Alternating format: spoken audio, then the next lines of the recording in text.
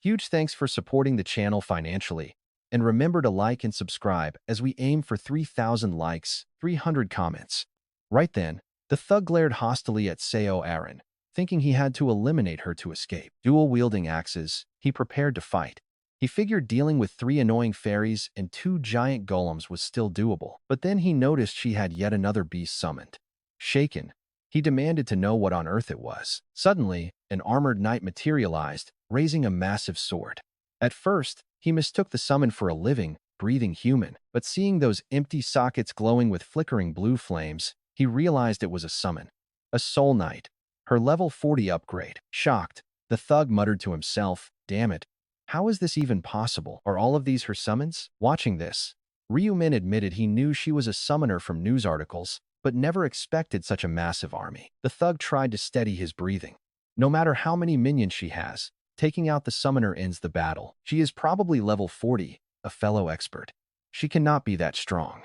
So, he planned to blindside her mid-sentence. Pretending to converse, the man called out, "You just want attention as a celebrity, right?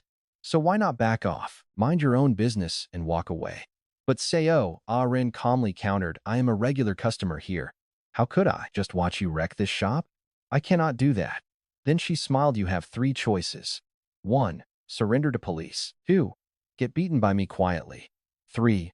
Try to resist and still get caught anyway." The thug spat, "What kind of garbage options are those? They all end with me captured." She sighed, "That is just what happens when you do bad things." Completely snapping, the man charged forward with a furious roar, screaming curses. "You bitch." He screams that he is going to murder her.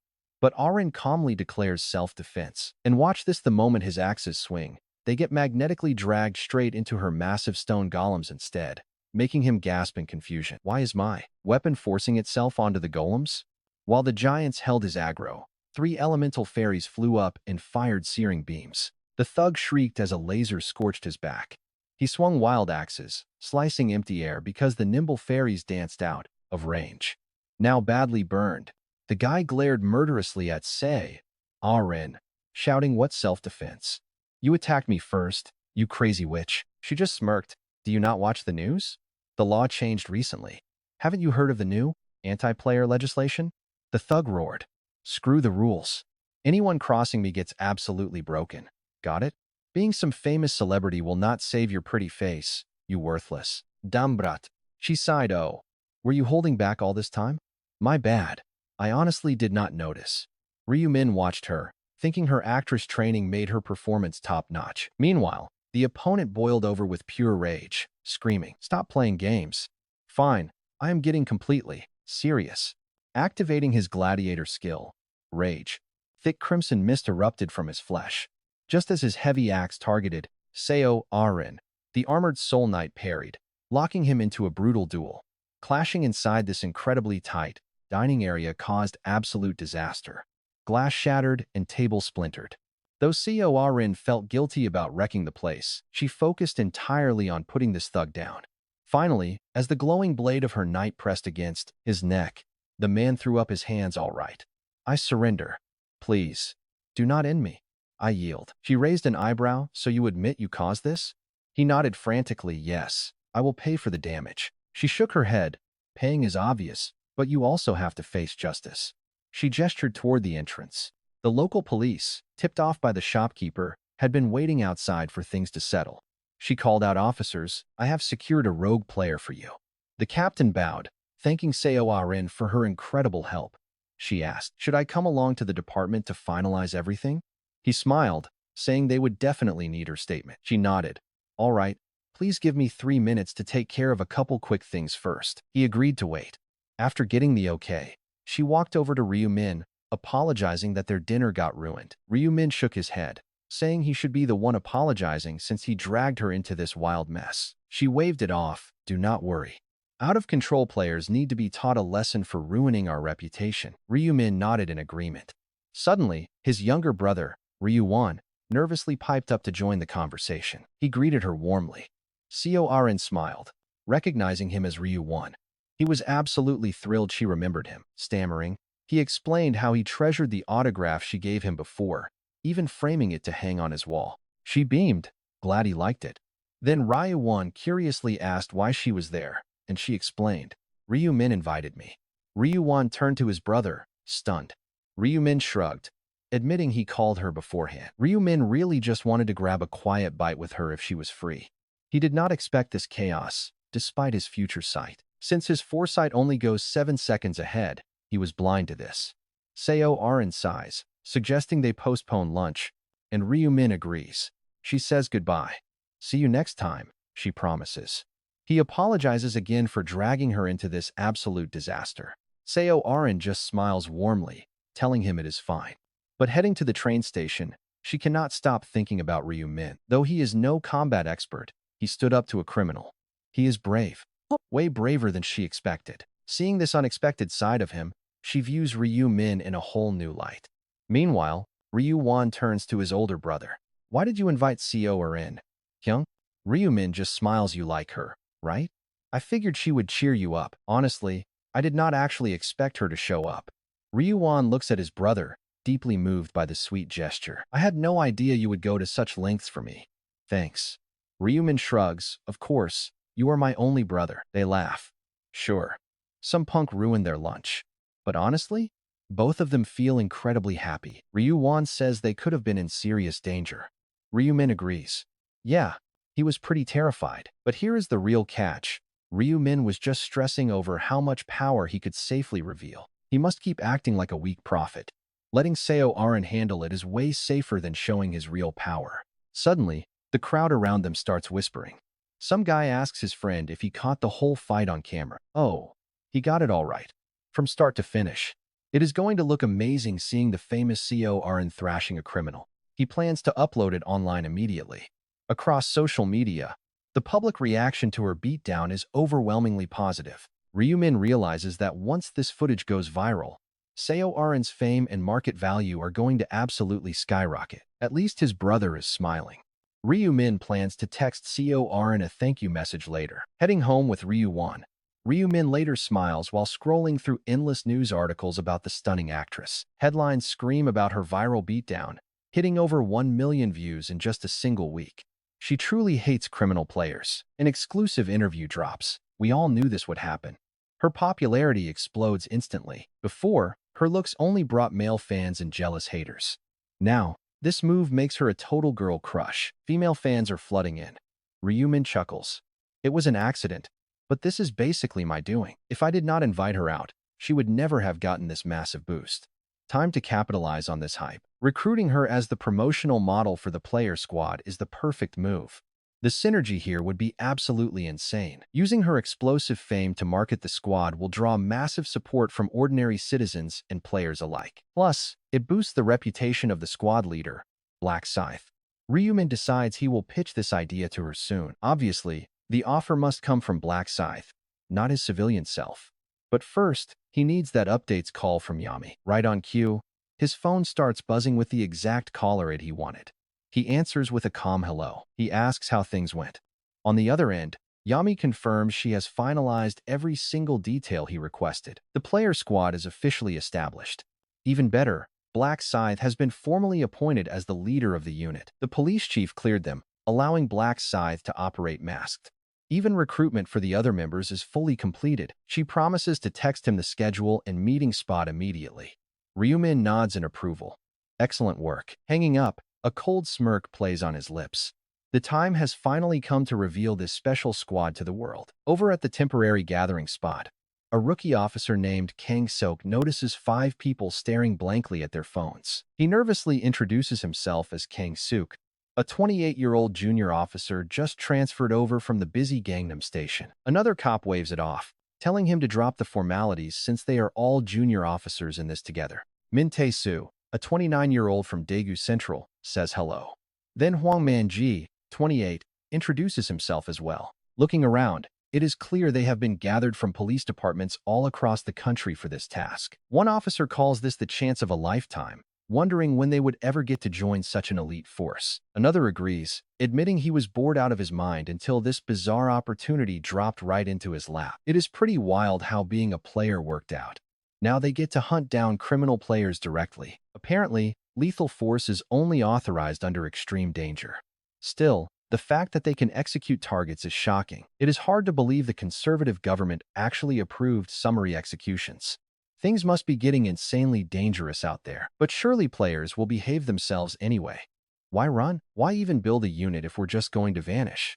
Still, a threat is a threat, even with fewer players. One asks, who is our leader? Has anyone heard anything? Another asks if they even have a leader. Well, they must, since they're a unit. I thought we'd elect one. Another laughs. How? By playing rock, paper, scissors? Someone suggests it's probably an academy officer. An academy officer. They're all pretty curious about who's leading them, but they were only told to gather here by 8 p.m. with zero details.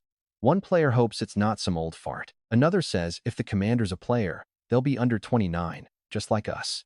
Why assume our leader's a player? Could be a civilian. Someone replies, nah, that makes zero sense.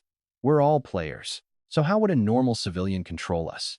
Here's the twist, they're actually right about the player part, but they know literally nothing else. Suddenly, a voice cuts through you all are it. Heads turn. Out of thin air, a man wearing a white mask materializes and slowly looks them over. Big thanks to our financial supporters and everyone watching these ads without skipping a single second. Remember to like, subscribe, and comment. We are aiming for 3,000 likes and 300 comments on this. But suddenly, a voice echoed, calling them all fools. Everyone spun around as a man materialized from thin air. He wore a stark white mask, staring at them. One player gasped, shocked that invisibility completely hid his presence. Another demanded to know who he was and how long he had stood there. Ryu-min simply replied, been here the whole time, just observing your conversation for management purposes. Ryu-min walked forward with slow, steady steps, ignoring their stunned looks. The players kept their eyes locked on the mysterious Ryu-min, preparing to draw their weapons at any moment. It was a normal reaction to a creepy guy hiding behind a white mask. Ryu-min calmly scanned the room, addressed the members, telling them to lower their guard since he was the commander they had been waiting for. One questioned, the commander? Even though he spoke the plain truth, nobody believed him. Their immediate response was heavy suspicion, and they began questioning his story. What kind of crazy leader hides behind a mask? Ryu-min sighed, acknowledging this rather cold welcome. Honestly, walking into a room wearing a mask was always going to look suspicious. Then, a member spoke up, asking if he was truly their unit commander and why he wore that mask. Ryu-min answered that he simply preferred keeping his identity private. Plus, he had direct approval from the police chief, so they shouldn't complain. Hearing this, the squad members let out silent groans. Some squad members already regretted joining under such a bizarre boss. One guy wondered why their leader felt the need to hide his face like a celebrity while they had to expose their own identities. The setup was completely ridiculous. Ryu-min had clearly made a terrible first impression, but he did not care. He focused on the bigger picture. Their personal opinions meant nothing. What actually mattered was their combat performance. Ryu-min was only here to introduce himself and offer some quick pointers. For those who refused to follow orders, he figured a good beating would get them in line. He held the highest authority here, so nobody could question him, especially with the chief fully backing him. Besides, Ryu-min could literally peer 7 seconds into the future. He already knew exactly how they would react to his imminent reveal. Unconcerned about his reputation, Ryu-min finally announced his formal introduction to the waiting group. He told them his in-game alias was Black Scythe, a level 89 Reaper, though his real-world identity had to remain classified. Hearing that legendary name, the players froze in complete disbelief and confusion, staring blankly at the masked commander. They muttered among themselves, wondering if he was truly the infamous Black Scythe, whose name dominated the global ranking boards. He was a mythical monster among the player base, possessing an unbeatable level. Having such a celebrity appear before them was completely mind-blowing. Naturally, intense skepticism filled the room. One player cautiously spoke up, admitting it was hard to process. He asked for some solid proof. Instead of answering directly, Ryu-min criticized the man's heavy regional accent, telling him to use standard Seoul dialect instead. The player snapped back, telling him to stop dodging the question and show real evidence. Ryu-min calmly asked if they all required proof. Clearly, everyone shared the same doubt that he was just a faker. Right then, a massive weapon materialized in the hand of Ryu-min. It was the Reaper's signature scythe, towering over them. He asked if this was enough verification. Yet, their doubt didn't fade. and someone quickly pointed out a major flaw. He claimed anyone could purchase a basic scythe from the game shop. Another member gasped, surprised to hear those were purchasable. The first player clarified that the option only unlocked after reaching expert rank. Ryumin listened as they argued, realizing simply wielding a weapon proved nothing. The crowd continued whispering, casting highly suspicious glares toward Ryumin. He realized a mere weapon wasn't convincing enough. Sure, letting them inspect the item stats would instantly resolve the argument. Since only players above level 60 could handle it, they would easily see he was an incredibly powerful master. But Ryumin had no desire whatsoever to hand over his legendary weapon. It wasn't because he feared theft, but rather because it would totally ruin his cool, imposing image. After all, these players were his subordinates, not his equals. He shouldn't have to humiliate himself by begging for validation from his own recruits.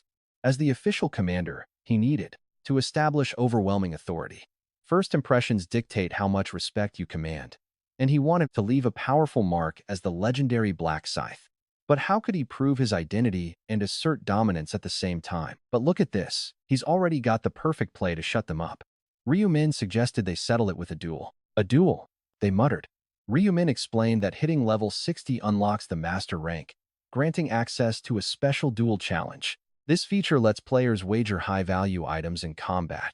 And since he was the only master-level player, this would prove everything. Only a level 89 player can use this feature. When someone asks how that proves his identity, Ryumin replies with perfect calm. Just look at the ranking updates. The gap between first and second place globally is insanely massive. Only one player holds the master rank worldwide. Ryumin. So if anyone can trigger this duel request feature, it has to be him. Wait, hold on. Is there any proof this duel feature actually unlocks at level 60? Ryumin shrugs. You will see when you hit level 60. But if you doubt me, let's settle this now. You are not just curious. They want to know if he is truly Black Scythe. But deep down, they want to see if he is fit to lead them. Pure silence. Their faces go stiff. They are shocked Ryumin called them out so bluntly. Ryumin asks who wants to challenge him first. Nobody moves. The heavy silence is suffocating. He just smiles. Don't worry, he says. With these rules, nobody dies. That is how the system works. This safety rule only protects the actual duelists. If someone else attacks you, you can still easily die. Even with that safety guarantee, absolutely nobody steps up. Ryumin sighs, telling them that silence means they accept his command. Accept him as Black Scythe? Not a chance.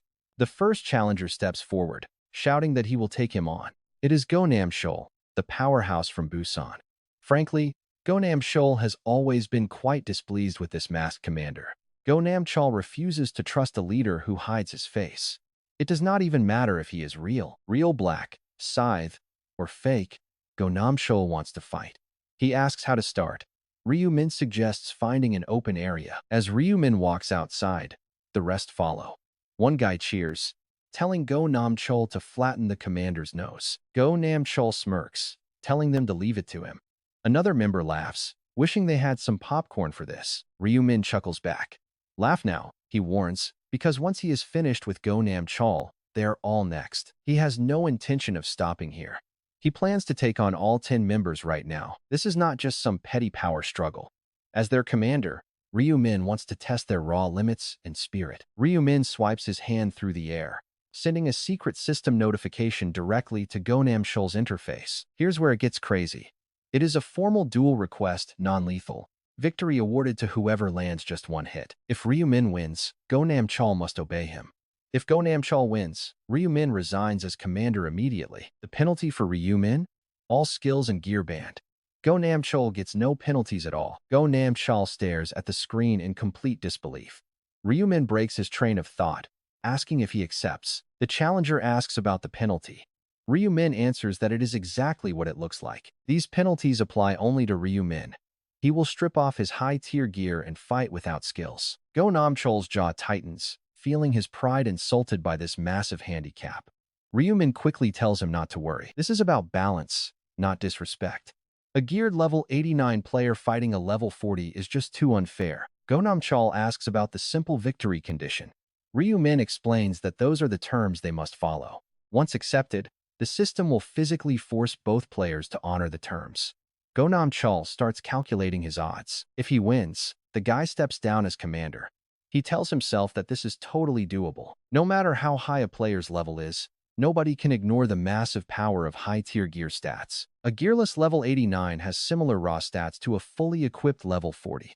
Go might actually have the upper hand. He is extremely confident.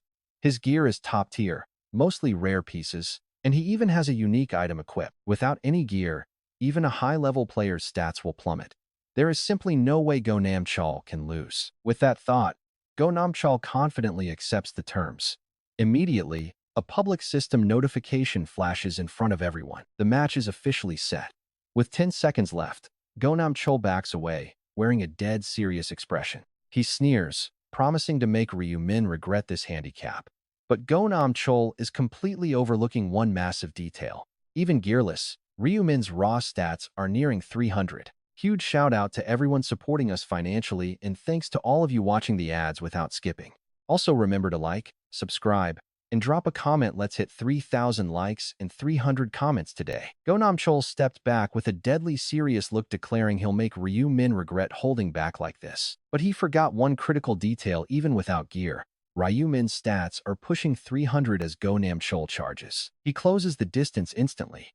In the hands of this level 40 Blade Master is a lethal sword he's not holding back. Since this is a non-lethal spar, he fires off 3 skills in rapid succession: Sword Chi, Swift Blade, and Blade Dance. Go face goes completely blank right after throwing those skills because he clearly saw Ryu Min deflect the lethal edge with his bare palm.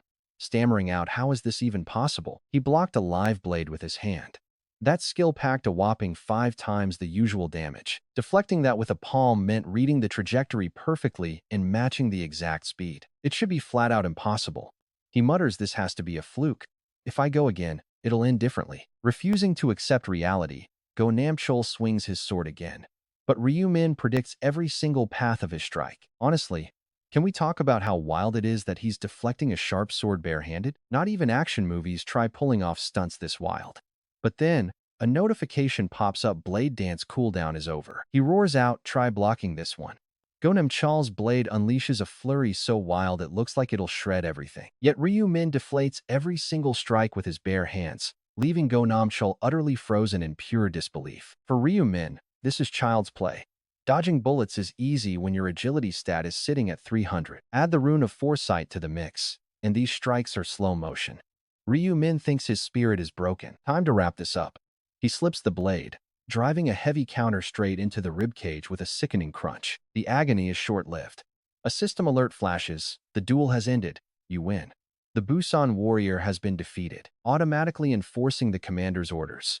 Right then, it's like the clock rewinds, and Go injuries vanish instantly. His shattered ribs snap right back into place. While his physical body is fully healed, the mental scars definitely remain. Feeling the crushing gap between them, Go drops his head. Admitting defeat, he promises to accept Ryu Min as commander. Ryu Min replies, "Good. I appreciate the honesty." Ryu Min smirks, turning his eyes toward the rest of the squad. Every single one of them is standing frozen, jaw dropped, still trying to process what they just saw. One stammers out, "Did he seriously just slap those away?" Another whispers, "Is this the legendary power of the Black Scythe? How does he not have a single scratch? He fought completely barehanded without a single piece of gear. Is this what level 89 is really like?" They're all screaming internally at this absurd show of power. But their little moment of awe doesn't last long. Ryu Min calls out, "Hey, who was the guy wishing for some popcorn?" A terrified voice squeaks back, "Me." Ryu Min smiles, "Your turn."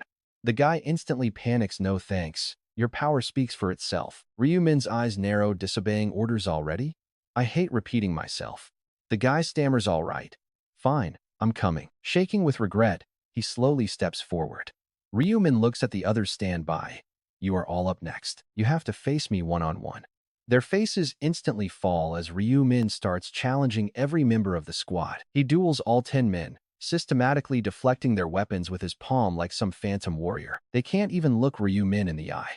No matter if they use skills, feints, or tricky pattern shifts, nothing worked. Seriously, imagine giving it your all only to get blocked barehanded with zero effort. "Sit and rest." Ryu Min tells them, "You fought hard. It must have been exhausting." They stare in total reverence.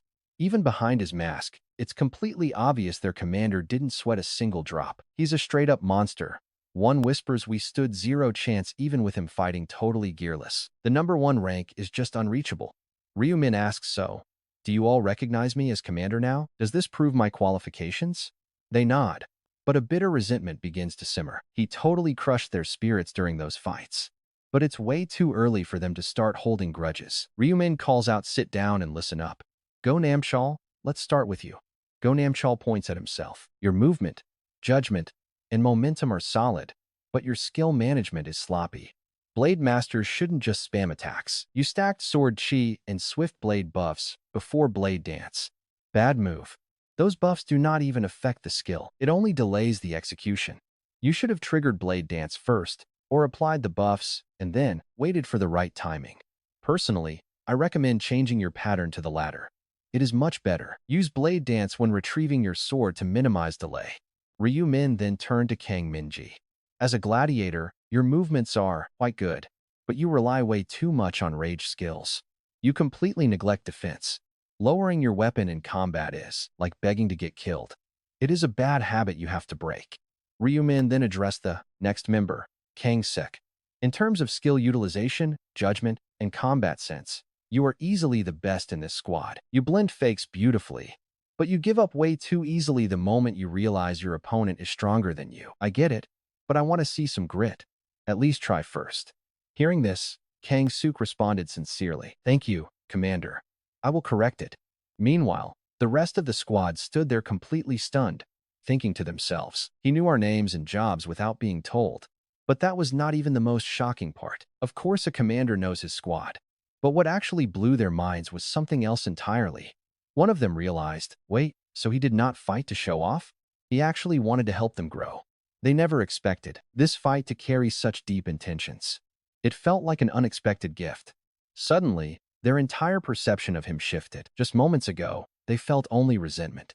Now, they looked at him with pure admiration and respect. They finally saw that the legendary Black Scythe was far more than just brute strength. Ryu Min spoke up once more. This duel was to highlight your flaws so you can learn. Looking at your faces, I guess there is no need to worry. Shall we move on to theory lessons then? Yes, Commander. Please teach us. Ryu Min smirked. We are a 5-minute standby team, waiting to deploy the second a report comes in. Our top priority is simple. Act fast, assess the threat, and save civilians. Even though it was already late evening, the squad members hung on his every word, their eyes shining with total focus. It was hard to believe these were the exact same people who, just moments ago, were glaring at him with pure hatred. Now, they were totally locked in. Ryu Min continued, explaining how criminal players think. They think they are special, godlike beings, while secretly harboring this terrifying fear of whether they will survive the next round. That puts them in an incredibly unstable, dangerous state of mind, especially when cornered. The squad members nodded in agreement. They knew that terrifying dread all too well. Ryu Min kept going. Once they are completely exhausted mentally, they are easily tempted to do whatever they want before they die. They lose all restraint, acting on every dark impulse they once kept hidden. That is why player crime rates are wildly skyrocketing right now. They steal, loot, and commit murder without hesitation. Since they already practiced killing in the 4th round, their rehearsal is already complete. These guys are completely fearless now, looking down on normal civilians and openly mocking the police. But that ends today. Right then, Ryu Min's eyes flashed behind his mask. We are going to make them feel true fear. We must also change how regular citizens look at the police and players. Because of that, we are jumping straight into practical training. Think of this as our first real-world mission. The squad members gulped nervously. Getting thrown into a real-world deployment on day 1 was incredibly stressful. Ryu Min explained that our operations will take place in Seoul, where statistical data shows most players reside. Let us see if any emergency reports have come in. Ryu Min reached over and switched on the transceiver. He had turned off earlier, tuning it to the police frequency while checking the command center computer for any active emergency cases. We are quite lucky, he noted. Not a single emergency report came through while we were training. You might feel let down missing a chance to practice, but no trouble is always the best-case scenario. Let us resume our training. Right then, the silent radio suddenly crackled to life, and a loud alarm echoed through the room. An emergency alert blared from the speaker. Incident report, code 01. Code 01. Emergency bell triggered at a convenience store in Songnadong. Please verify the exact location. Over. Big thanks for supporting the channel, guys. Remember to like and subscribe. Our goal is 3,000 likes and 300 comments. Ryu muttered softly, unlucky. Yes, unlucky for the criminal player riding in a marked police van. The team listened closely as Ryu explained just 3 minutes ago. We received an urgent distress report from a convenience store in Seodong. Since they hit the player-specific emergency bell, they are almost certainly under threat from a hostile player. It is a critical emergency. Hearing that word immediately put the rookies on edge. It was natural. After all, they had only done standard traffic stops before this first real field mission. Ryu added, rogue players are like ticking time bombs. Quick judgment is everything. Since this is our first run, I will demonstrate. Just watch how it is done. Arriving exactly 5 minutes later, the squad followed Ryu inside. Or at least, that was the plan. But Ryu walked straight back out. One recruit asked, wait, why are you coming back out? Ryu told them to see for themselves. Go ahead and brace yourself for what they are about to find inside. Right then, heavy gasps of horror escaped them as they saw the grisly scene. The middle-aged store owner lay dead. The deep slash marks across his neck and the blood-soaked counter made for a truly horrifying sight. One member cursed, damn it, killing a helpless civilian who had no power. Where did this absolute monster run off to? The angry rookies searched the store, but found absolutely no one. Judging by the hanging cash register, the killer took the cash, murdered the owner, and fled the scene. Grumbling under their breath, the team stepped back outside, approaching Ryu. One of them reported, Commander, we have finished inspecting the crime scene inside. Ryu asked, all right, did you assess the situation? The member nodded, replying, yes, the owner is dead and the killer has vanished. But how did you figure all of that out so fast? Ryu explained, when I walked in, I saw a 40-year-old civilian presumed to be the owner dead behind the counter. My presence detection skill picked up 0 signs of life inside. That alone proved the killer had already fled. A member asked, wait, shouldn't we gather evidence first? Like checking the cameras to see what they look like? Ryu answered, this isn't some ordinary criminal. They are a player, a walking hazard who fled in a panic. We don't have time to slowly analyze evidence. Another innocent person could get killed at any second. His cold logic was undeniable. Another member asked then, what is our next move? We have absolutely no clues. Ryu replied, actually, we do. The evidence shows the killer fled in extreme haste, likely their very first time. Taking a civilian life is brand new to them, and they are pretty clumsy too. A member asked, how do you know? Ryu pointed out, first, the register was emptied. Money was the clear motive. Yet, even after getting it, they killed. They probably panicked, terrified the owner would report them. But even after killing to silence him, the culprit stupidly left behind obvious traces. Why? Because they completely panicked after committing murder. This is clearly a clumsy rookie. This was almost certainly their first civilian kill. The rookies stood amazed by Ryu's lightning-fast analysis of the scene. Honestly, the more these guys learn about their squad leader, the more mind-blown they are. Ryu turned to them and asked, where would a panicked rookie flee after killing an innocent person? He began walking towards the dark side alley. Instead of taking the busy main road, they would naturally duck into these tight alleys to hide in the shadows. They wanted to disappear from sight. A member realized, oh, so if we search the alleys, we can catch them? Ryu agreed, exactly. This is where an area search skill comes in handy. Shall we start? Right then, he activated his skill. The common skill, area search, projected a virtual mini-map of everything within a 500-meter radius right in front of him. The floating interface was clearly visible to his team too. Dozens of glowing red dots, representing nearby life forms, appeared, scattered across the map. But one specific dot was moving incredibly fast. Pointing it out, Ryu said, look right there. You can see them running through the back alleys, right? A member gasped. Ryu added, that is our target. Move out. The squad saluted, shouting their understanding, and followed him into the narrow streets. But the gap between them widened instantly. Ryu vanished from sight like a sports car leaving a bicycle behind. One winded recruit wheezed, how is he so fast? Another groaned, there is no way we can keep up. Seriously, the more we see of him, the more insane he is. Having completely lost him, they had to rely entirely on the shared area search minimap to track down Ryu's location. Desperately chasing Black Scythe, they finally caught up, only to find him facing off against the suspect in a dark dead end. But the killer had a tight grip on a hostage's throat. Screaming, Stay back, damn it.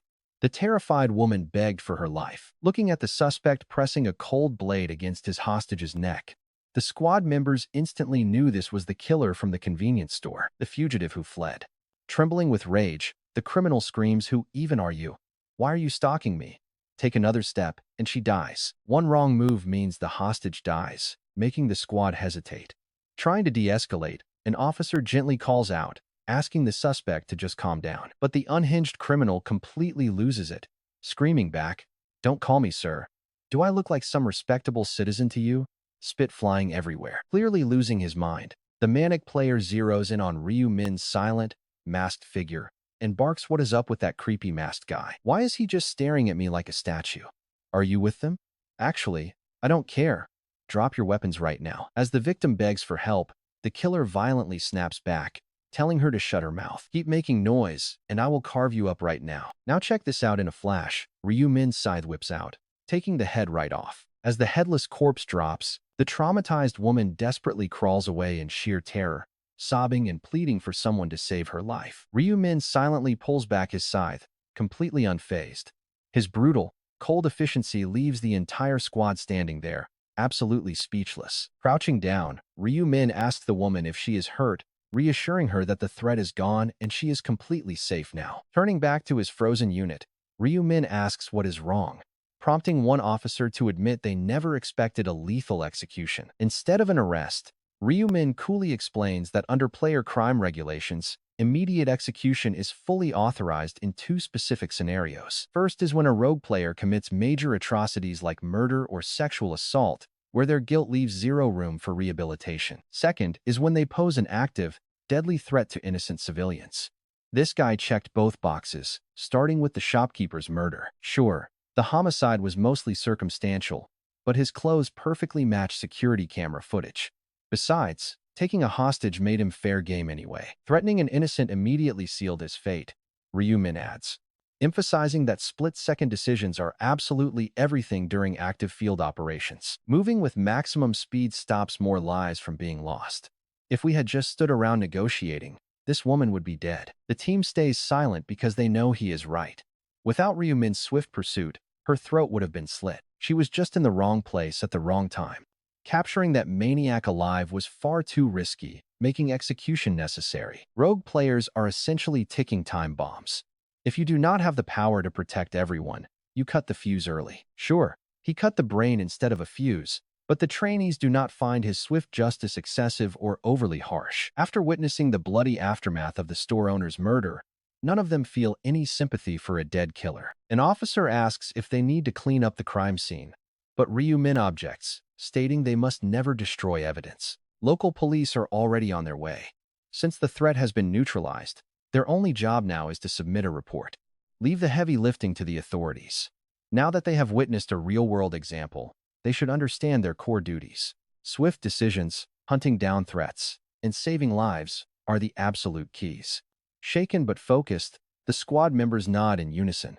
Seeing their newfound resolve, Ryu Min smiles under his mask, continuing their intense field training over the next several days. Every single time a dispatch call comes through, they hit the sirens, racing through the city streets at breakneck speeds. After surviving multiple real-world clashes, the trainees can finally handle dangerous player incidents completely on their own. Watching them work, a wave of relief washes over Ryu Min, realizing their grueling training is finally ready to wrap up. He tells them they did an incredible job, noting both their theoretical and hands-on preparation are now officially complete. Now he can move on without worrying, causing a confused officer to ask what he means by leaving so soon. Ryu Min chuckles. Did they expect him to babysit them forever?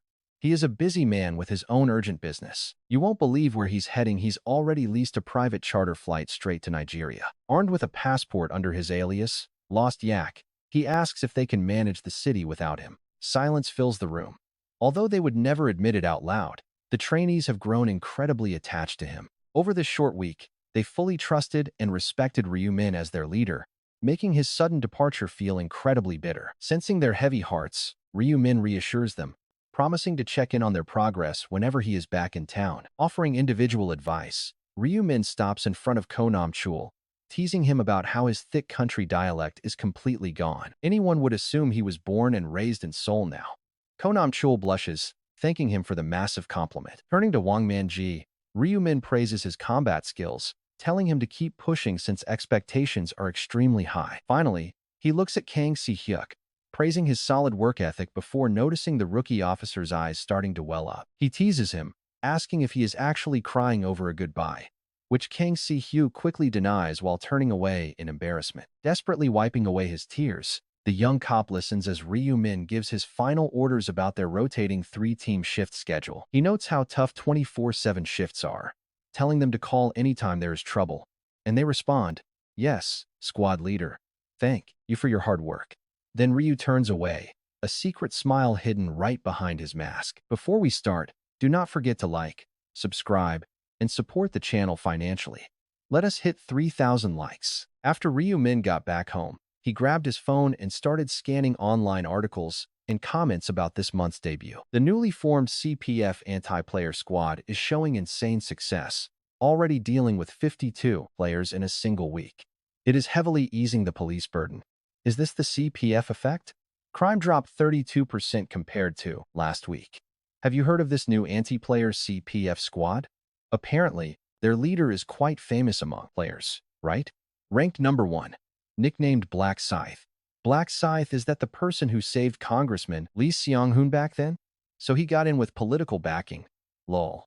Backed by the congressman, the decision for the squad lies with the chief of police. I heard Congressman Lee Seong-hoon actually recommended him. There is an article about it. No need to debate his skills. He already proved himself by saving people, so they recruited him as a live special case. Ryu-min put down his phone after reading the comments, noting that public reaction to the CPF is positive. It is showing solid results, so maybe that is expected, he thinks, smiling contentedly. But his reputation as Black Scythe had not improved much. Naturally, no matter how hard a squad works, they are just seen as doing their duty. No headlines without a big event. Get this. That is why Ryu-min is heading to Nigeria to capture a public enemy. If he does, his reputation is going to absolutely skyrocket. And if he got the increasingly popular CO Aaron to promote them, the squad's public recognition and status would undoubtedly shoot up, which would drastically reduce how often criminal players act out. Ryu-min realizes it. Seems he will need Seo Aaron's help. Ryu-min dials her using Lost Yak's phone, even meticulously morphing his voice to match. But she is not picking up. Since it is an unknown number, she does not answer. After several failed attempts, he decides to text her, writing that it is Black Scythe and they need to talk, so please, call him back. Not even 10 seconds pass before Seo Aaron calls him right back, anxiously asking if he is really Black Scythe. Ryu-min confirms it is him, saying she should recognize his voice. Seo Aaron remembers that masked voice she met in person. His mask had made him unforgettable. She gasps out, "Oh, yes, it really is you, Black Scythe. But how did you get my number since I never gave it to you?" Ryu-min replies he has his ways. She then remembers he is the CPF leader. Ryu-min notes she has seen the news, and she admits she would never miss an article with his name in it. She quickly adds, "Oh, don't misunderstand. It is just a habit of surfing the internet, and she happened to run across it." Ryu-min answers that he is not misunderstanding. She then asks why he called, and Ryu-min replies that he is planning to make a public service announcement to get the squad known, and she would make the perfect model. Seo Aaron is completely flustered, asking if he wants her as a model, but only for a second. She quickly agrees, saying she wants to do it. Her instant acceptance surprises Ryu-min, who asks if she is deciding this so easily without thinking it over. She replies there is nothing to think about if it is something that can help you, Black Scythe. Ryu-min tells her it is decided then. In fact, he was actually quite worried she might refuse. So her enthusiastic response is a major relief. He promises to contact her once the schedule is set. Seo Aaron thanks him deeply for giving her this opportunity, but he replies that he should be the one thanking her. Then, she asks if she can request a quick favor, wondering if it is too presumptuous. Ryu-min blinks at the sudden request, asking what kind of favor.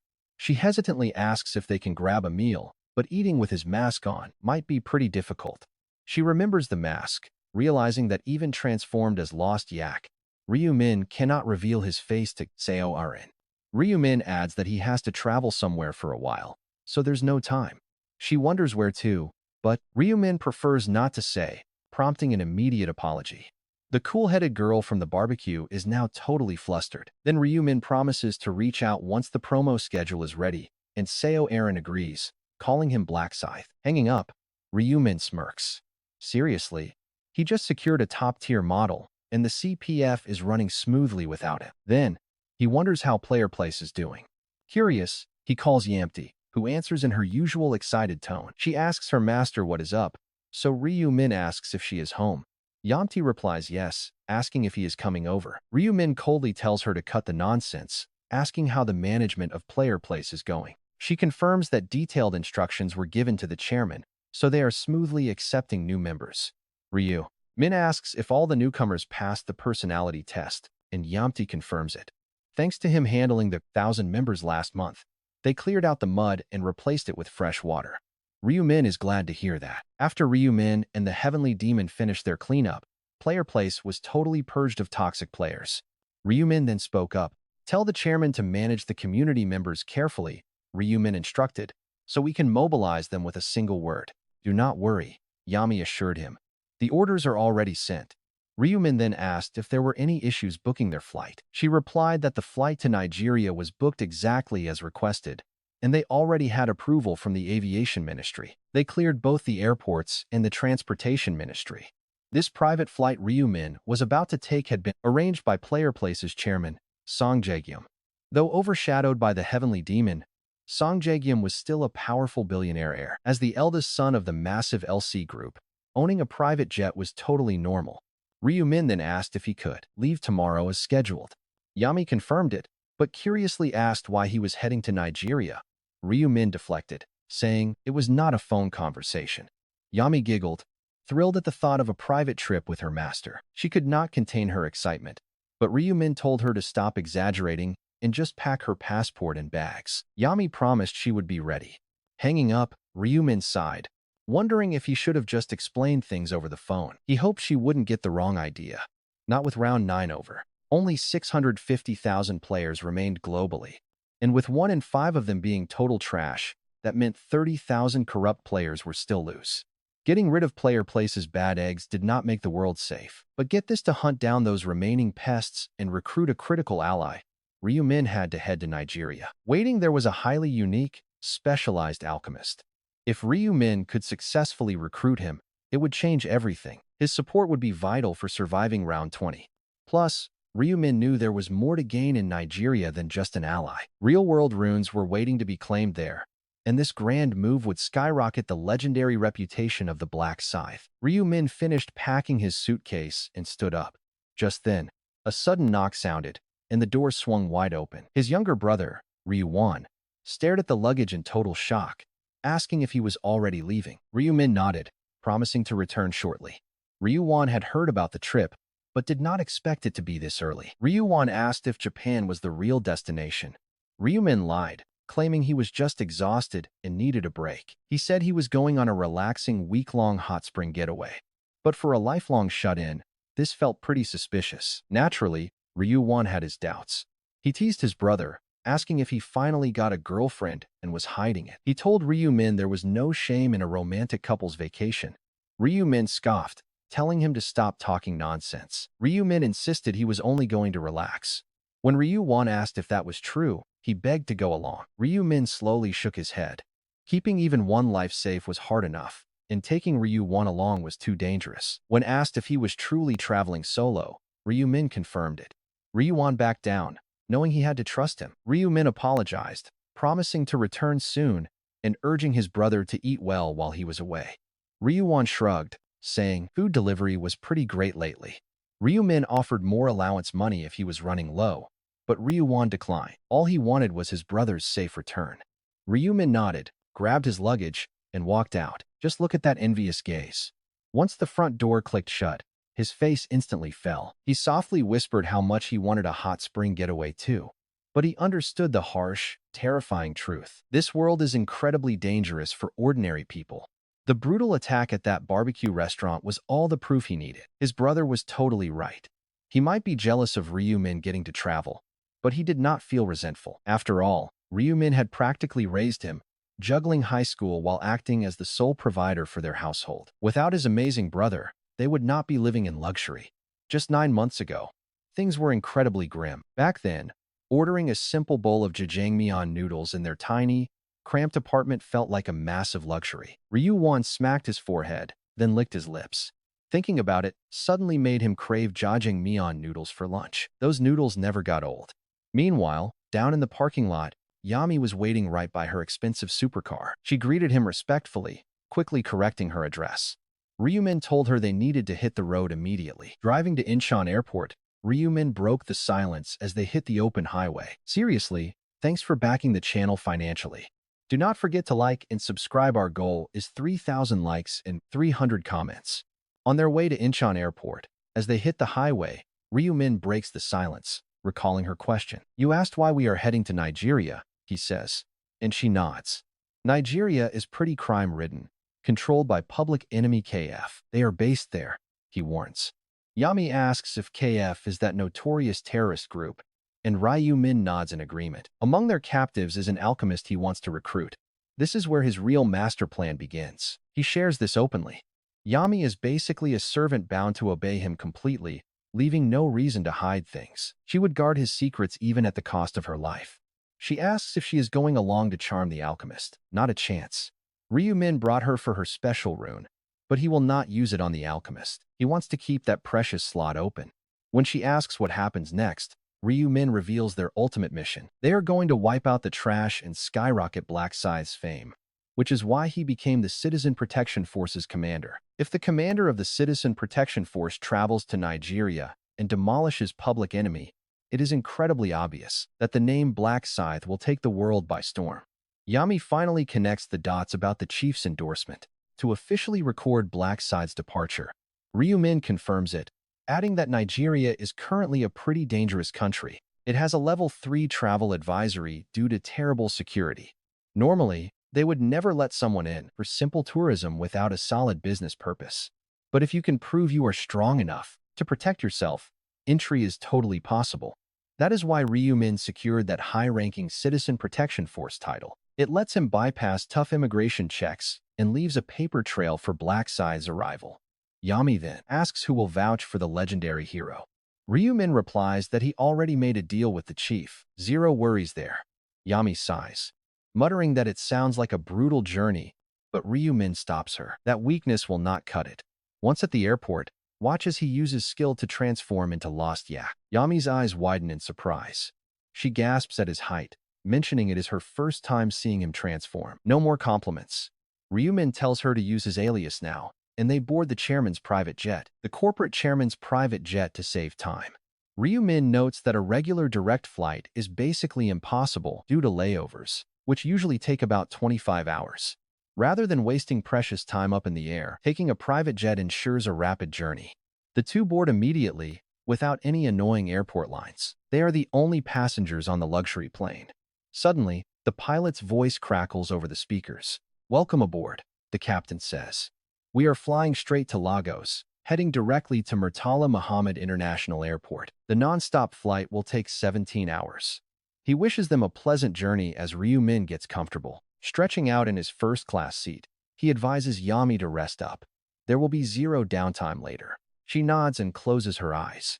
Ryumin also rests, mentally mapping out every single step of his upcoming mission. Soon, sleep takes over. 17 hours later, their private plane finally touches down at the busy airport. They breeze through customs. Because of their young age and powerful presence, officers instantly know they are players. After grabbing their bags, Ryumin remembers the pilot's final, pretty serious warning before they landed. "Be careful out there," he warned. "Whatever you do not take those sketchy airport taxis. Tons of unsuspecting tourists get set up and robbed.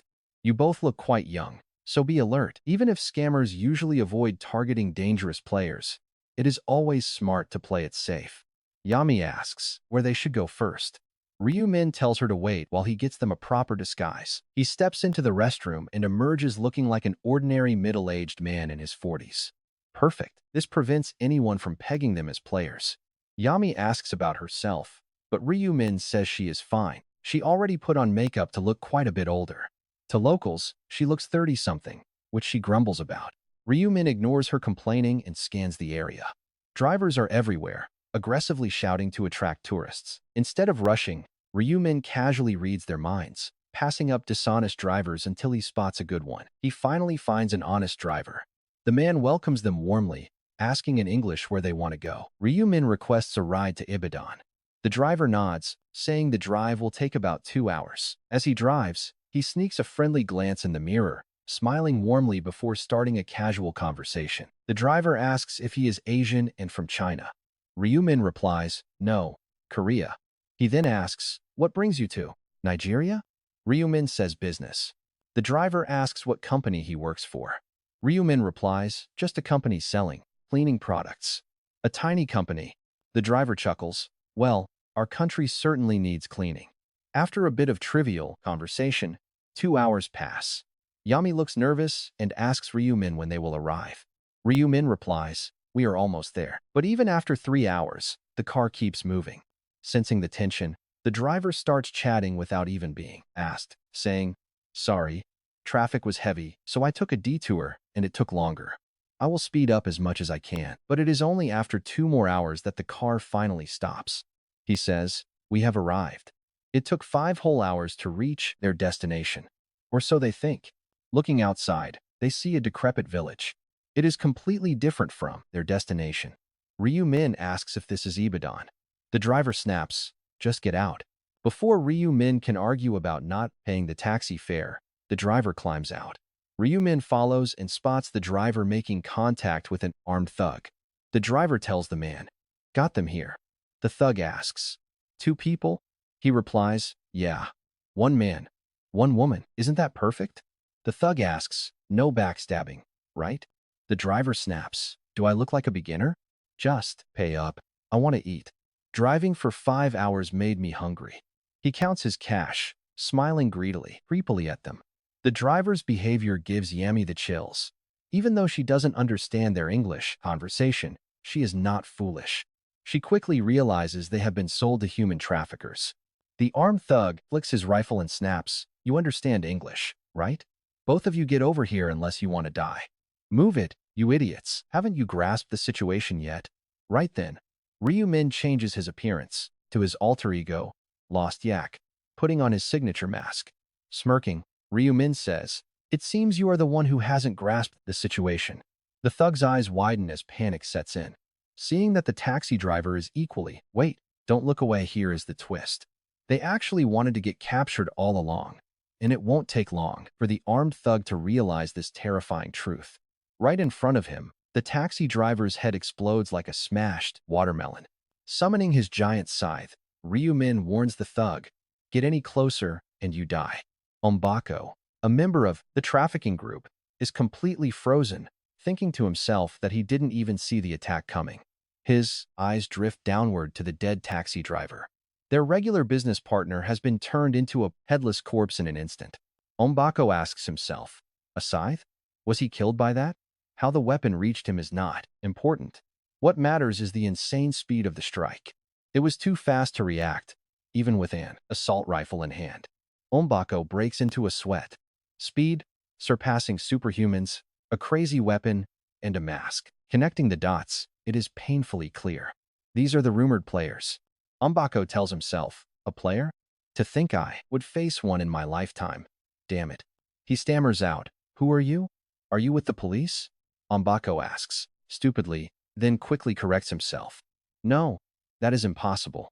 We have all the local cops in our pocket. Besides, that guy is Asian." Ombako raises his gun again, keeping his eyes locked on his target. Even though the enemy is rumored to be a player, he refuses to fear them. He holds an automatic rifle, and if needed, he can just shoot. At the end of the day, players are human. He demands to know who they are, which group sent them. Ryumin calmly replies, "Even if I told you, you wouldn't get it. Just yield." Ombako is about to snap, "Would you surrender if you were in my shoes?" But he swallows his rising words, thinking there is no point in provoking a player. Ryumin sighs, "Not coming? Fine, then I will." As Ryumin steps forward, Ombako makes up his mind. Regardless of who this masked guy is, he will just kill him. He screams, "Die," and pulls the trigger.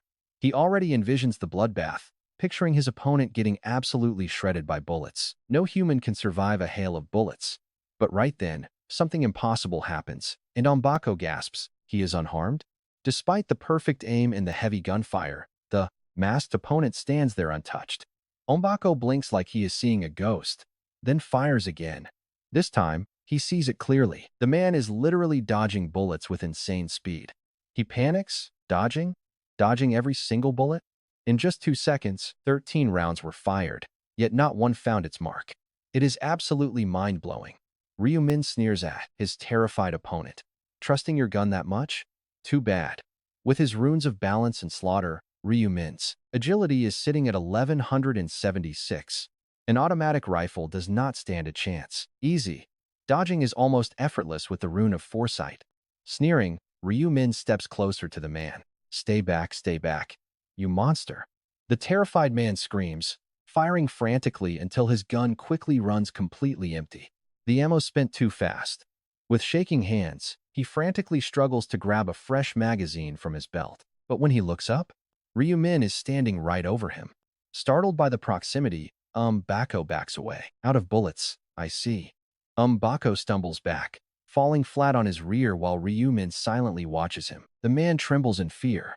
Ryu Min calls for Yami, who peeks out from hiding and replies, yes, master. Dominate him, Ryu Min commands. Then force him to lead us straight to the organization's boss. Sorry about the delay, guys. We had some channel issues because we were only uploading one story, so I am going to upload another fresh series. But do not worry, we are not dropping this manhwa. Remember to like, subscribe, and support us if you can. Ryu Min ordered Yami to dominate this guy and make him lead them straight to the boss. Once Yami successfully took control of the man, Ryu Min shifted back to his normal form. As Mbako walked forward, his heavily armed colleagues ran right up to him. One of them asked, Mbako, where have you been? We suddenly heard gunshots. What is going on? Hearing their frantic question, Mbako just shrugged casually. He told them the human trafficking targets tried to fight back, so he just sprayed the floor with some bullets to terrify them. One colleague pointed and asked if he meant the captives standing right behind him. Mbako glanced back at Ryu Min and Yami. He casually agreed. But even with Mbako confirming it, his comrades could not shake off the nagging feeling that something was completely off. I mean, who keeps kidnapped victims standing free right behind them? What if they got ambushed or the captives ran? Even worse, their faces showed zero fear. None. A guard demanded to know if those two were really the ones who got captured. Mbako insisted that was exactly what he just told them. The guard muttered that it was weird, but he could not finish his thought. Ryu Min's scythe sliced their heads clean off. Talk about a brutal wake-up call for these guards as their heads hit the dirt. Ryu Min coldly ordered Mbako to lead them to the boss. Deep in a dark basement where no light reached, Sabina, a normal woman in her 30s, wept behind metal bars. She could still hear the terrifying words the boss had spat out. On day 1, the boss claimed she was his type. Hands off. He warned his men that he would be dealing with her first. He claimed he would deal with her himself once he finished his business. That twisted favor was the only reason she remained unharmed. Sabina curled up tight, burying her face in her knees. She whispered to herself that she knew what was coming for her. Suicide crossed her mind constantly. But the pain terrified her. Still, compared to the pain he would inflict, ending it seemed right. Taking her own life felt like the only escape. Suddenly, heavy footsteps echoed through the quiet space, cutting her dark thoughts short. Shaking with dread, she braced herself, thinking the boss had finally arrived. But the voice that echoed next was not his. It was an unfamiliar woman. Yami peered in, surprised to find another captive locked away in the shadows. Squeezing her eyes shut, Sabina peeked out as a foreign voice spoke, watching the strange woman effortlessly smash the heavy lock with a dagger. Seeing that superhuman strength, Sabina immediately realized this savior had to be a player. But why was she freeing her? Yami urgently gestured for her to get moving. Confused and highly cautious, Sabina stepped out and quietly asked where they were going. Yami told her to just follow. Out of the damp cellar, they stepped into the fresh air. Walking away from the concrete compound, Sabina felt some of her intense fear melt away when she saw the crowd gathered in the light. They were the very same women who had been dragged into this nightmare alongside her. She began to ask what they were doing, but she froze. Right at their feet lay a bloody human corpse, the stench of death rising fast. The thick, metallic stench of fresh blood made her stomach turn. Yet, That horror vanished in a flash when she recognized the face. It was the head of the syndicate, dead. Looking around, she realized he was not the only one. Multiple bodies littered the yard. Dozens of armed thugs lay scattered like garbage. Subina stared in total shock, and honestly, who could blame her? Just then, a mysterious man wearing a stark white mask walked up to Yami, asking if she had freed everyone from the cells. Yami confirmed she had scanned the entire place with her tracking skills. These 12 were the only ones left alive. Ryumin nodded, looking over the survivors. They were all women, 12 in total, who had been locked up in cages across the massive building. He called out to them in clear English, instantly grabbing their attention.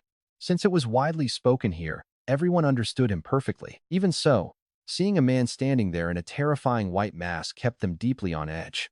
They watched him with fearful eyes. Ryumin assured them they did not need to be afraid, explaining that they were players who had specifically come to save them. He asked if they had seen the proof of his words. Ryumin gestured toward the dirt, and the women slowly nodded. Their brutal captors, the men who had mocked and tormented them, were now nothing but silent piles of meat.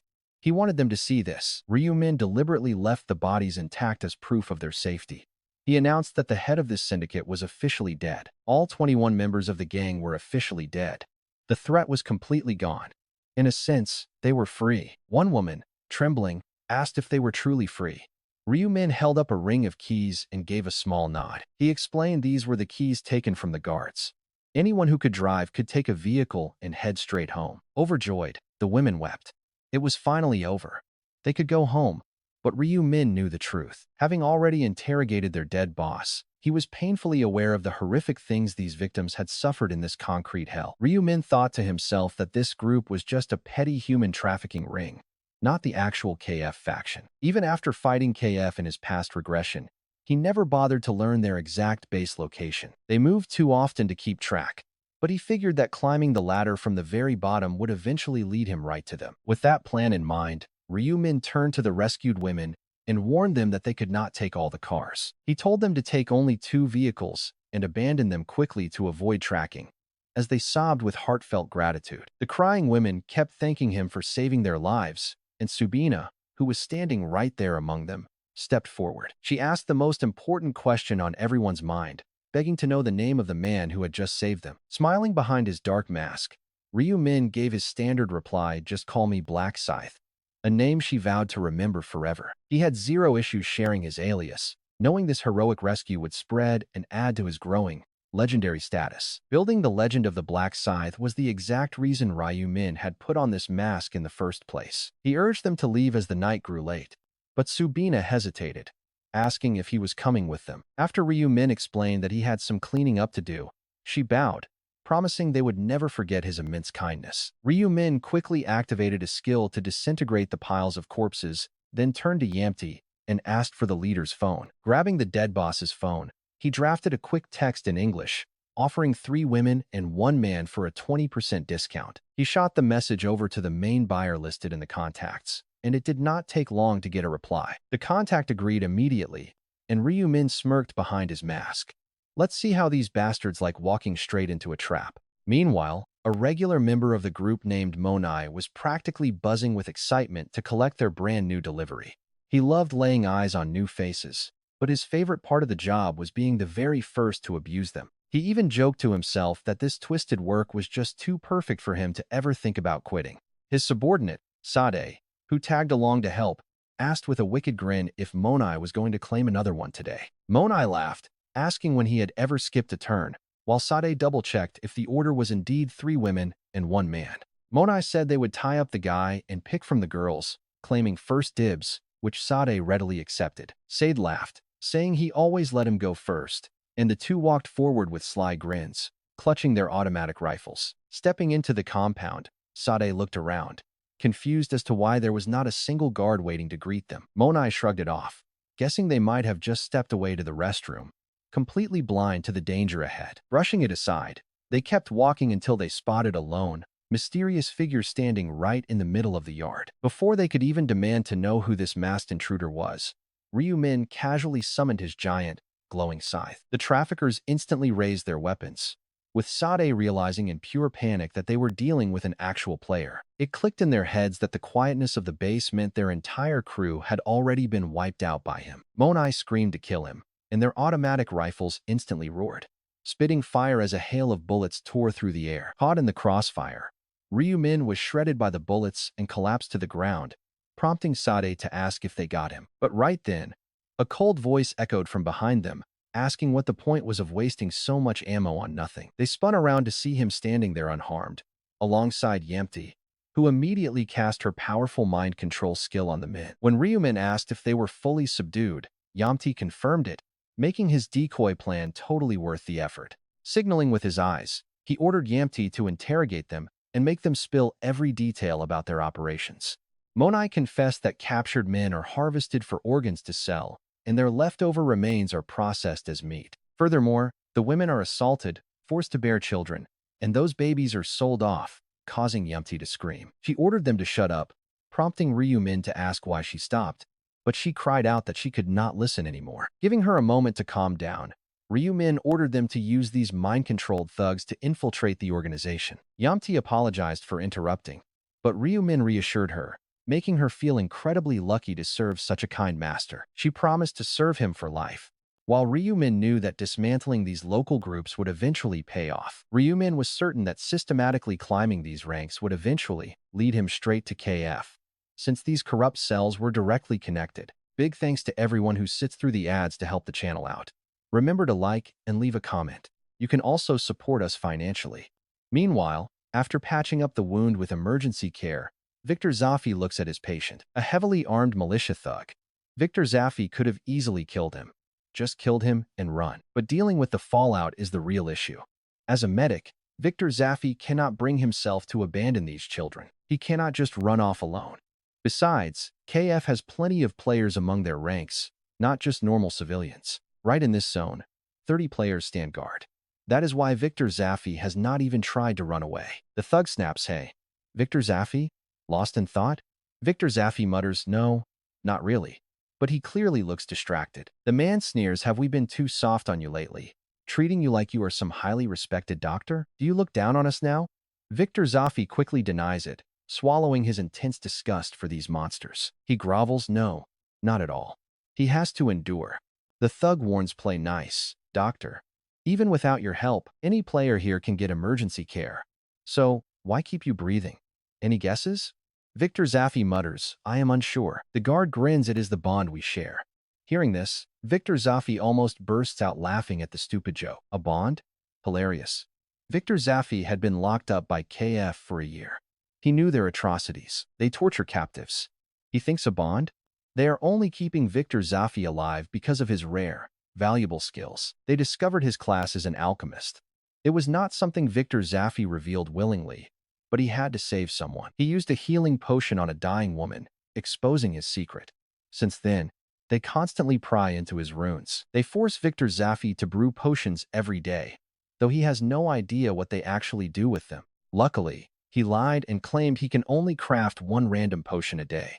Otherwise, the market would be completely flooded. Their bond talk is total garbage. The single reason they keep Victor Zaffi around is because of his valuable crafting class. You do not kill the golden goose, right? The guard sneers, "Just make sure you watch your back around here. You do not want to end up dead, doctor." Victor Zaffi quickly nods. "Yes, I will make sure to keep that in mind." Suddenly, a loud bell summons the captives to assemble. Look at this, you can feel the heavy dread in the air. By the time Victor Zaffi arrives, 10 kids, 15 adults, and 50 hostile KF members have already gathered in the square. Victor Zaffi is the only player here. Escaping? Impossible. Darren, the leader of KF, slowly scans the crowd. His cold gaze lands straight on Victor Zaffi. Darren barks, "Victor Zaffi." He nervously replies, "Yes." Darren steps forward. Darren asks, "You have worked pretty hard deceiving me all this time, right?" Victor Zaffi flinches hard deep inside, trying to look totally confused. He stammered, "What?" Darren sneers, "Those potions you brew, they are not random, right? And your cooldown is way under 24 hours. Victor Zaffi stays silent. Silence means total guilt here. To lie, you must speak quickly, but Victor Zaffi is too panicked. He stammers, "I do not know your meaning. I have been totally honest." Darren laughs. Did you honestly think you were the only alchemist in this world? We found other alchemists. After questioning one of them, we learned you have been lying. You got caught. Huh? Silence says it all. Victor Zaffi inwardly curses his own stupid arrogance. He thinks, why did I never assume other alchemists existed? I was too arrogant, thinking they would buy my lies. But what Victor Zaffi does not realize is that this was all just a test to make him slip up and confess. He only figures it out after stammering, I am sorry.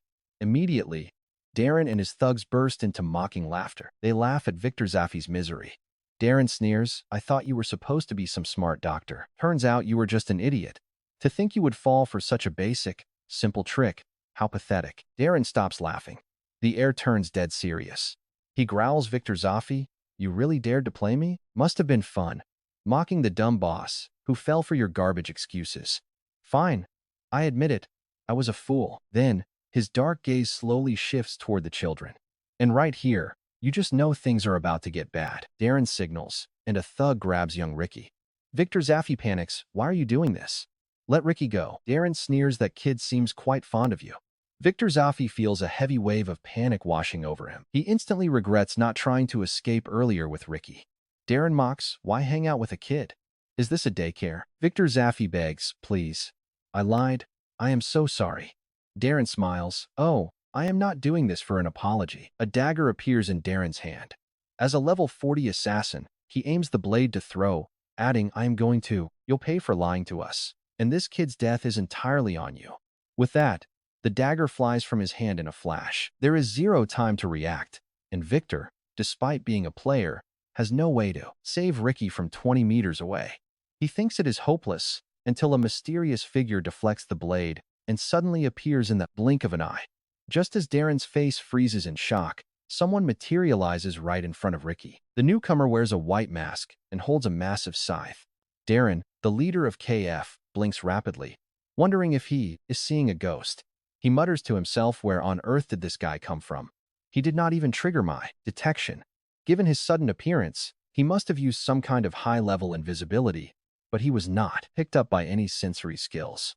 He shouts out, who are you and what do you think you're doing? But before he finishes, he snaps his mouth shut. Without warning, Ryumin slashes the throat of the thug who had grabbed the child named Ricky.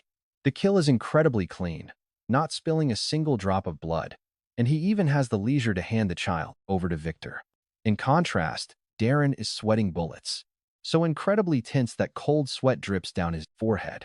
Only now does he actually focus on the stranger's weapon, realizing with a jolt that this player is wielding a giant scythe. Instantly, one legendary name comes to mind. A player synonymous with death itself, the infamous Black Scythe. His true nationality is completely unknown, yet he dominates the global rankings as an unstoppable monster. Darren starts to panic, wondering if this could really be him, but surely a scythe-wielding Reaper class can't be that rare. After all, Darren has never met him in person, and the rumors about Black Scythe's weapon are mostly speculation anyway. He shakes his head no. Those supernatural movements are far beyond any normal player, so extraordinary. This is definitely not the skill of an average player. Wanting to be sure, Darren hurls another bullet-fast dagger. It flies straight for the child's head, but the masked savior effortlessly blocks the attack a second time. This time, Darren sees it clearly and realizes it is no fluke. He perfectly predicted the trajectory of that weapon. Safely parrying a projectile with a massive blade proves he is dealing with a combat genius. He silently fumes, blocking my strike twice means you're pretty tough, but you picked the wrong fight today, pal. It looks like this guy woke up wanting to play the savior of humanity, but reality is about to hit him hard. Darren smirks, knowing that one order is all it takes for his men to turn these hostages into riddled corpses. No matter how fast he is, he can't block a hail of bullets. Let's see him protect these kids now. He prepares to bark the order, but his face freezes as the opponent suddenly vanishes. Darren is baffled, thinking, didn't he just use invisibility? There should be a cooldown on a skill like that. Yet he triggered it again instantly, and what's worse, he is completely invisible to all detection skills. He grunts impressive, but that won't stop me from giving the order before he can even finish the thought. An overwhelming impact slams Darren's face straight into the dirt as the masked killer appears behind him. Strong hands wrap tightly around his throat, choking out his voice. His men, however, aren't about to stand around doing nothing. One thug screams to attack and save their leader, but beneath his white mask, Ryu-min is merely smiling. Wait, are we really seeing this? Victor's jaw literally hits the floor as he watches this guy single-handedly dismantle an entire army. This is not even a fight. It is a total massacre. 30 players are thrown at him like moths to a flame. They are completely outclassed by the immense power of this masked warrior. Everyone watching is frozen in terror, except for Victor, who snaps out of it and urges everyone to run while they have the chance. Seeing the others freeze up, Victor frantically shouts, "Marcus, what are you doing? Help me get the kids out of here." But their desperate attempt to escape quickly draws the attention of the surrounding low-level gang members. Instantly, guns are raised and aimed directly at them. As a guard barks, "Where do you think you're going? Get back here, unless you want to be riddled with bullets, you miserable slaves." Victor lets out a heavy sigh. His plan to slip away quietly has totally failed. But suddenly, sharp gunfire echoes through the air. The loudmouth guard drops dead first, followed by dozens of other syndicate members, falling like dominoes. It looks like 3 of their own guards turned their weapons on each other. Victor asks in complete shock, why are they suddenly killing each other? Bewildered by the friendly fire, Victor nearly faints as a woman appears. The East Asian woman quickly orders them, "Now is your chance. Move these children to safety." But Victor is paralyzed. He couldn't understand her language, but her frantic gestures made it pretty clear to him, she's telling us to run away immediately. Victor nods at the woman, mouths his thanks, and hurries his people away as blood sprays everywhere on the bloody battlefield. Witnessing this living hell, Darren decides to save his own skin first, muttering to himself, "It is over. I am no match for him." It is the Black Scythe. He really is the Black Scythe. Having witnessed this terrifying slaughter, Darren decided to run for his life, muttering to himself, "It is over. I cannot beat him. That guy is the Black Scythe. And as a Reaper, he is living up to his terrifying class. He just slaughtered 30 players without blinking." Darren cursed his luck, wondering why the universe was testing him like this. After running nonstop, Darren ducked behind a wall, catching his breath while quickly grabbing his phone. He sent a frantic message and peeked out, only to freeze. Right there in his sights stood the Reaper himself, making him panic. Damn it. Maybe invisibility will save me. He vanished. Then, he bolted into the darkness. Suddenly, a cold hand grabbed his neck. Crash. His head slammed into the wall, breaking his invisibility. Ryu-min stepped up. "Where do you think you're going?" He stomped down, instantly crushing Darren's ankle. Against that overwhelming force, Darren couldn't fight. Ryu-min cold-bloodedly told him to follow him or die. Dragging the half-conscious man to Yumi, Ryu-min ordered her to control him so they could lure out their next target. Yumi quickly obeyed. Ryu-min then turned his gaze toward Victor, who was waiting safely with the kids, and smiled. Victor Zapel, the legendary alchemist. Saving this target took only 2 days of tearing through enemy syndicates. But the job was not finished yet. Ryu-min knew the guy Yumi now controlled was not the actual leader. Smirking behind his mask, Ryu-min muttered that this trash was just a mid-boss. Time to hunt the real deal. And here is the twist. The real boss, Odeon, was actually pretty desperate to keep his crumbling organization afloat. 800 players currently operated under him in Nigeria, but in a few months, that number could drop to 0. That was the biggest flaw of players, which was why Odeon, a non-player himself, viewed them with complete disgust. He saw them as nothing but expendable tools with an expiration date, too weak to even dodge basic bullets. Still, he highly valued the special items created by Victor the Alchemist, knowing how incredibly useful they were. They could be sold on the black market or hoarded for a rainy day, which was exactly what he did. He sold just enough on the market to keep himself funded, even if ordinary humans could not use them. Suddenly, a high-priority text message from Darren popped up on Odeon's phone, catching him off guard. It read that they were under attack by someone believed to be the legendary Black Scythe. Even as a non-player, Odeon knew that name well. His men often whispered about the rank 89 monster, the guy who had never dropped from the #1 spot. What if they could recruit him into KF? Meanwhile, Victor could barely believe his eyes as he looked down at Darren shivering on the cold floor. The man was a broken shell of his former self, but Victor felt not a single shred of pity for him. Then, the masked savior spoke in fluent English, his voice deep but his nationality completely impossible to guess. Victor thanked him from the bottom of his heart, telling Ricky and the kids to express their gratitude too. Watching the little boy shyly say thanks, Ryu-min realized this child was probably destined to die in his past life. Mustering his courage, Victor finally asked the one burning question on everyone's mind: what was their savior's name? When Ryu-min remained silent, Victor quickly backpedaled, saying he understood why a masked hero would keep his identity secret. Still, he pleaded, explaining it would be a lifelong regret not to know the name of the man who saved them. He asked if they could at least get a nickname, to which Ryu Min calmly replied Black Scythe. Talk about a total shock. Victor immediately recognized that name, asking if he was really the famous Black Scythe. Ryu Min simply asked if he looked like a liar. Victor stammered, completely overwhelmed to meet such a massive celebrity. Having the world's strongest player standing right in front of him, saving his life felt like a dream. Victor introduced himself as a level 40 alchemist, saying it was a massive honor to meet the legendary top ranker. Ryu Min acted surprised, even though he already knew every single detail about the man's rare class. Victor then asked why they were keeping Darren alive. Ryu Min explained that they still needed him as bait. They would use him to lure out the big boss of the KF syndicate once and for all. Victor, having been locked up for a year, did not even know who the leader actually was. Ryu Min pulled out his phone, snapped a quick photo of the bleeding Darren, and prepared to send his message. Thanks to his past regressions, he already knew the exact contact information of the actual KF leader. Checking the bait message that Darren had sent earlier, Ryu Min smirked, pleased that everything was falling into place. The text message contains a picture with a chilling warning Darren has lost. And if you want him alive, get over here right now. Is this guy really the KF boss? Victor asks. Ryu Min nods, but Victor is still pretty skeptical. Would he actually come here, or just stay away? Ryu Min guarantees a response. He says Odeon might find this game pretty interesting. In fact, Ryu Min had lured him out like this in past lives. Suddenly, his phone buzzes with a new text. Odeon says wait there. Victor gasps in shock. He actually replied, but the alchemist soon starts to look seriously worried. Are you seriously planning a war against KF? Victor asks. Ryu Min replies now that we've already kicked things off. We are going to uproot every single member. Victor panics, asking if that's not way too dangerous. Ryu Min smiles for me. Or them? Victor chuckles, realizing his concern was pretty foolish. Ryu Min then asks Victor about his own plans for the future. In a soft tone, Victor says he must return to Lagos. It has been a whole year since he last saw his beloved family. Ryu Min waves his hand dismissively.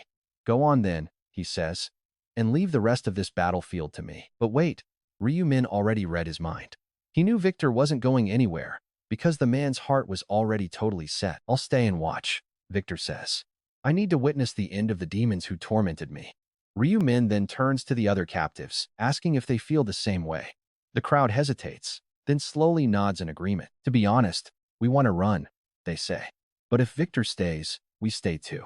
We want to see KF get completely crushed. Ryu Min respects their bravery, but quietly shakes his head. In this upcoming fight, they'll only be dead weight. Victor can survive since he's an active player, but you're all just ordinary civilians. Even a minor bullet graze would easily kill you. And you want to stay inside a hostile KF stronghold? It's way too dangerous, so please leave right now. You can watch the victory on the news. They can't argue with that, and honestly, they're pretty terrified anyway. Nobody wants to hang around this dangerous base, especially with the brutal KF leader on his way. They want to run immediately. They only hesitated out of loyalty to Victor. Sensing their worry, Victor smiles warmly and speaks up. Black Scythe is right. You shouldn't stay here. Please, return to your homes before the enemy forces arrive. Besides, don't you have kids to protect? One survivor sighs. Okay, Victor. Thank you for healing and protecting us all this time. Victor tells them it's nothing, but Marcus insists that they only survived the nightmare because Victor was there for them. Expressing his thanks, Victor then makes a request. Marcus, you live in Lagos, right? Could you take the children back with you, just until I return? Many of them have lost their parents and have nowhere to go. Marcus tells him not to worry. I will gladly take charge, sending children back to their families and personally adopting the orphans. Victor is relieved and points out the vehicles they can use. Let's meet again alive, and look for news about KF.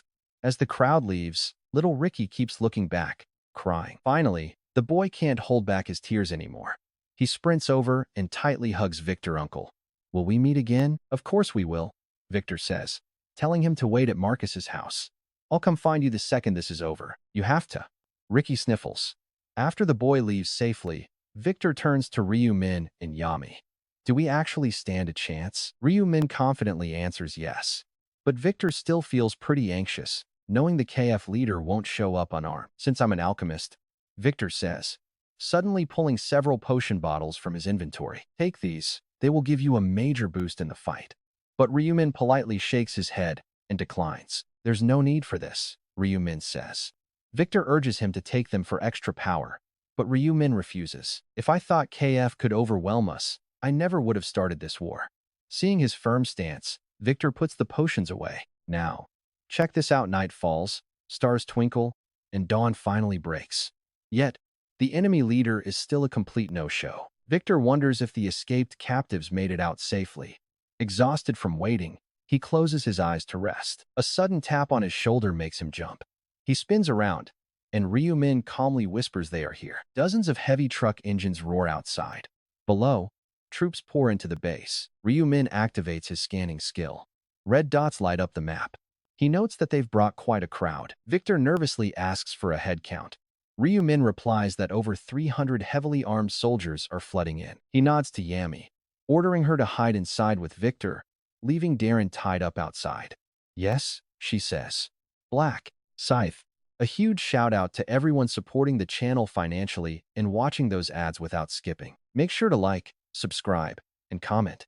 Meanwhile, Odion's eyes bulged as he wondered if the guy was really dead. To get taken out in a split second of distraction, he looked at me and just died. His shock quickly turned into a smirk. He muttered that the top ranker died pretty foolishly from a simple distraction. Fortunately, that future threat was finally gone. But out of nowhere, an invisible force grabbed Odion. He got yanked backward by some insanely powerful gravity. Flying through the air, Odion crashed right through a building window, clutching his ribs and groaning in pain. Then, a figure materialized from nothing. Odion froze. Standing right there was the Black Scythe, the man he thought was dead. In utter disbelief, he stammered out the Black Scythe. Nearby, Victor and Yami celebrated seeing Ryu, who just smiled back. He asked if he hadn't promised to bring him over. Pointing right at Odion, Ryu ordered Yami to subdue him immediately. Flashback to earlier, the enemy players had laughed mockingly, watching the Black Scythe get skewered by dozens of blades. They cheered, shouting that they finally did it. They actually killed the legendary Black Scythe. Smiles broke out everywhere, but that joy vanished in an instant. Just like a fading mirage, the bloody body of the Black Scythe dissolved into thin air. They had no idea it was a decoy. Confused, the players scrambled around, desperately looking for the missing corpse. One player asked if someone accidentally used a trace erasing skill. Another yelled for whoever did it to come clean. They were so busy arguing over a corpse that they completely ignored the actual battle. They should have been guarding their leader, but because everyone was obsessing over the Black Scythe, nobody noticed Odion getting dragged away in the first place. Back in the illusion, Odion suddenly walked up and asked what the noise was about. They explained they killed the target, but somehow, the body vanished. Odion shrugged it off. The missing corpse did not matter right now. The only thing that mattered was that their target was dead. Odion smiled proudly, declaring victory for their guild. He praised them for taking down the biggest obstacle. They thanked him, proud to be one step closer to global domination. Odion gave a gentle smile, raising his hand to quiet them. He announced that with their enemy gone, their true work began. But first, they needed to redistribute their gear. He commanded everyone to drop all their weapons and items on the ground. They had to strip every single equipped piece and empty their inventories. Not one item could be held back. Their compliance was instant. To them, the KF leader's word was absolute law. If he ordered them to die, they would gladly jump. Since they believed this gear collection was preparation for their next massive terror attack, the order made perfect sense. So, the players obeyed. They unequipped their legendary gear and pulled everything out of their storage spaces. Within minutes, the ground became a literal sea of loot. Hundreds of players threw down their life's work. Over 500 players stripped down, leaving more than 3,000 high-grade items piled high on the dirt. Once they were empty-handed, Odion ordered them to step back into a nearby clearing so nobody could grab their stuff. He told them to clear the area, then let out a dark smile. He whispered, "Well done. Now you can all die." As Odion smirked, a sharp, piercing sound echoed through the air. A blinding light suddenly erupted over the crowd. And here is where the real show starts. Ryu activated the Red Moon, unleashing a devastating storm of light. With his Moonlight Slash, 50 players turned to dust with every single swing. He literally wiped out half their forces. 5 swings cleared them out. Without any armor, they were basically just sitting ducks for his weapon. Victor and Yami watched this absolute slaughter in real time, completely speechless. They felt no joy, just pure awe. There was no sympathy. It was like watching a natural disaster unfold, waiting for the inevitable end to arrive. Just as Ryu was about to execute the survivors, a golden notification flashed right before his eyes. He had officially killed 1,000 players, earning the Slayer title. A cold smile crept up under his mask. This was the exact power-up he had been hunting for. The requirements were brutal, but the payoff was insane. It boosted player damage by 50% and inflicted the status effect of fear on anyone witnessing a kill. 50 test subjects stood frozen right in front of him. Ryu swung his scythe, slicing the first one down instantly. The rest immediately froze like toys with dead batteries. Paralyzed by fear, they completely lost their will to fight. This fear debuff worked perfectly. 3 seconds seemed short, but in a fast battle, it was a lifetime, especially since the timer reset with every single kill. As Ryu sliced through them, they remained completely frozen. All they could do was tremble in place. Ryu realized why this title was considered so incredibly broken. It was an overpowered title for fighting crowd mobs, but the downside was it only targeted players. This made it less versatile, but hey, it was better than nothing. Initially, Ryu Min did not even know it existed. He only suspected something was off after keeping an eye on the Heavenly Demon and Anang Chol. When they slaughtered players, Ryu Min saw the targets freeze. Total terror. He knew something was up. KF. He finally unlocked the title.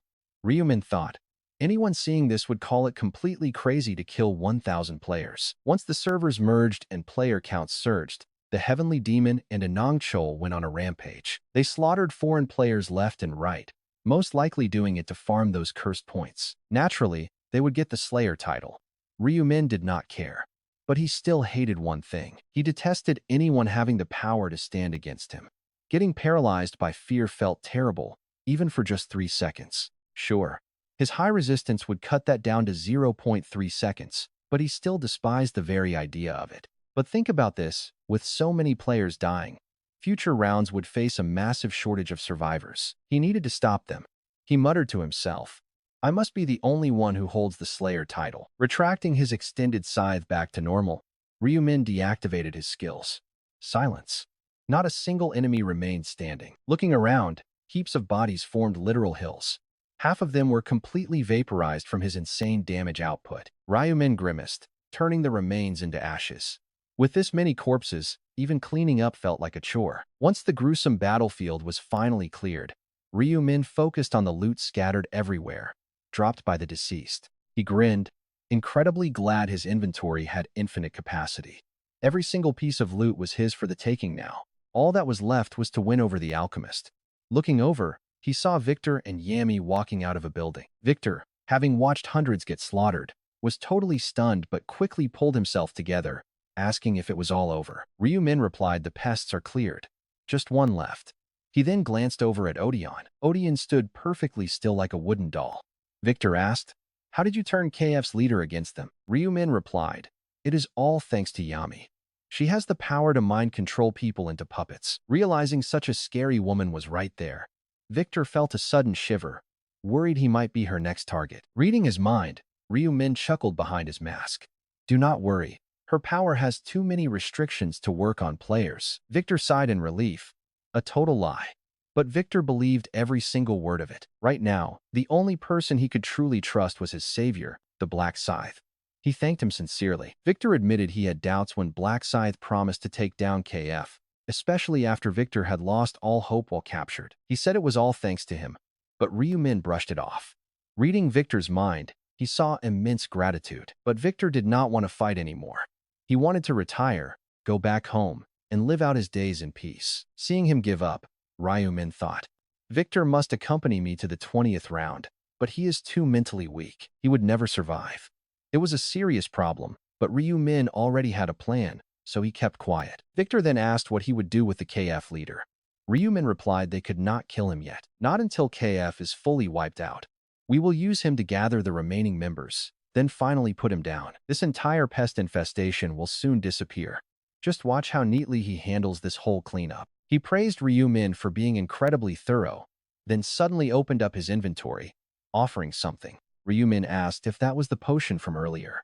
Victor replied that these were special items he crafted himself. He offered them as a sincere token of gratitude. Unable to refuse a second time, Ryu Min accepted. He thanked him, promising to use them well. Checking the batch, he saw healing, stat, and resistance potions. Ryu Min was impressed. Not bad. It was pretty solid work for a level 40 alchemist. Victor insisted it was not enough to repay saving his life, promising to supply more whenever Ryu Min needed. After writing down his home address, Victor smiled warmly and told him to drop by any time. He promised to provide potions for free in both worlds, assuming he survived the upcoming rounds. Ryu Min thanked him. Victor then bid farewell, stating he was incredibly eager to reunite with Ricky, the kids, and his beloved family. Ryu Min offered him a truck for the trip. Victor thanked both Black Scythe and Yami, waving goodbye. As he walked away, Yami asked if they were really letting him go. Ryu Min smiled, nodding gently. Yami asks if he finally achieved his goal since the alchemist promised free potions.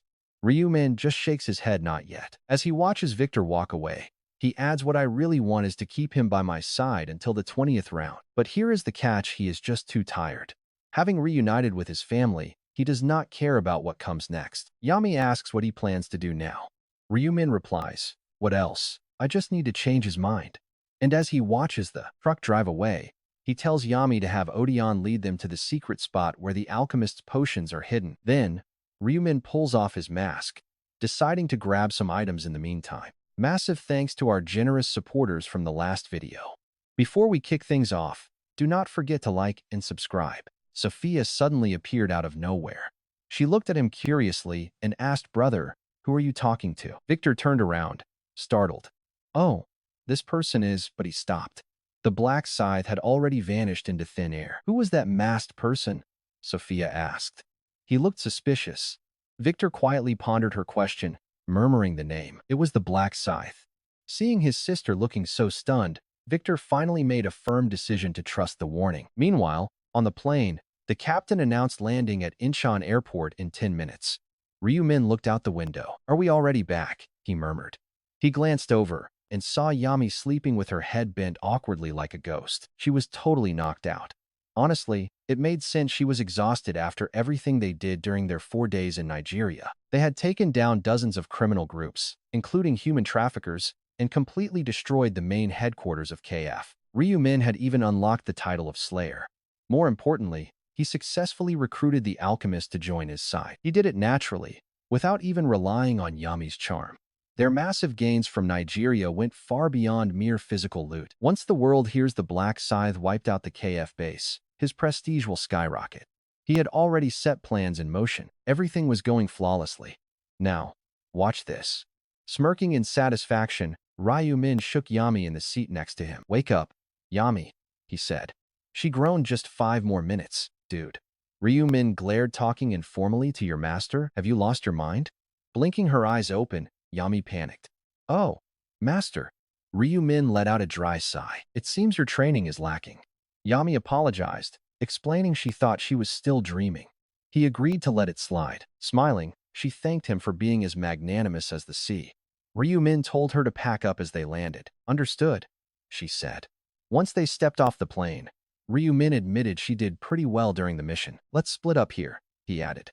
You can get home on your own, right? She smiled, hinting she wanted a ride. He flatly refused, telling her to handle it herself. Looking quite dejected, Yami muttered that she would take her leave first. She wished him well and left. Ryu Min nodded, heading to the parking lot. Inside his car, he initiated a transformation. Reverting to his ordinary self, he drove his Lamborghini back home. Opening the door, he called out, I'm home. His younger brother leaped up from the couch with a huge smile. Hyung, you're back. I was so worried about you. Ryu Min chuckled, telling him not to worry. Of course I am fine. Who do you think your brother is? The kid thinks the world is incredibly dangerous. To be fair, he only knows Ryu Min as a fragile prophet. He has zero clue that his sibling is actually the legendary commander of the CPPF, the feared Black Scythe itself. Ryu Min smiled weakly to himself. He told Victor to share his secrets, yet he was hiding everything from his brother. Truly the pot calling the kettle black. Pushing those thoughts aside, he asked if everything had been all right while he was gone. No problems at all, his brother replied. Honestly, it was so quiet. I almost wish some sort of drama happened. Do not joke about that, Ryu Min lectured. Boring is far better than facing danger. That is what peace is. He thought to himself that if his brother had grown up in lawless Nigeria, He would never say something so naive. But since he is still just a middle schooler, it makes sense. He is still too young to understand reality. His brother eagerly asked if he brought back any cool souvenirs from Japan. Ryumin lied, telling him he did not. He sighed quietly, realizing his brother was still just an innocent kid. Later, Ryumin retreated to his private bedroom. Looting KF yielded thousands of items, including 105 unique materials. Crafting dozens of weapons would be easy. Those KF thieves had hoarded the rare materials instead of putting them up on the market. But Ryumin had no use. He did not need new gear at all. Despite having the materials to craft dozens of high-tier unique equipment, Ryumin already possessed top-tier unique and legendary-grade equipment. All these raw crafting materials were just extra clutter. While he didn't need them, his allies would easily lose their minds over even a single piece of unique gear. He decided to craft a bunch and hand them out. He would distribute his spare high-level gear to them too. Think about it.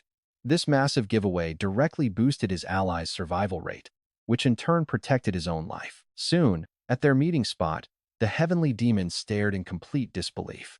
Prophet, what is the meaning of all this? Ryumin replied calmly, unique items. Stunned, the heavenly demon stammered, I can see that, but why give this to me? Taken aback by the unexpected comment, the demon blinked. Ryumin smiled, asking if they were not a close community, especially since I know your secret hobbies, Mr. Ma. Isn't it normal to share? You seem far too suspicious of me. You seem too distant, which is pretty bitter, Ma Kyungrok said. Oh no, that is not what I meant. I was just wondering if there was another meaning. Do not get me wrong. Ryumin, sweating profusely, Ma Kyungrok found himself in quite an awkward situation as the game difficulty kept rising, and ruining his relationship with the prophet could ruin his chances of surviving the next. Suddenly Ryumin said, why are you so nervous? It was just a joke.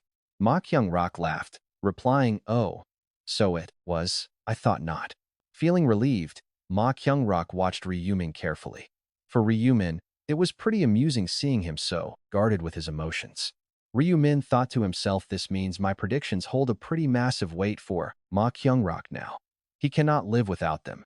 And you can see that watching him react to everything proves the taming is complete. Ma Kyungrok, having tasted the prophecy, can no longer escape. Ryumin thought, it is like I have reached the stage where I can control Ma Kyungrok at will. Even if my prediction was a total lie, he would have no choice but to believe it as unquestionable truth. To him, this is his last lifeline. Ryumin thought to himself. He will not even check if that rope is rotten or sturdy. He is just that desperate. So Ryumin watched Ma Kyungrok, who was still acting pretty cautious, and decided to throw him a bone. I will give you info for round 10. Ma Kyungrok happily replied, oh, I have been waiting for this, please.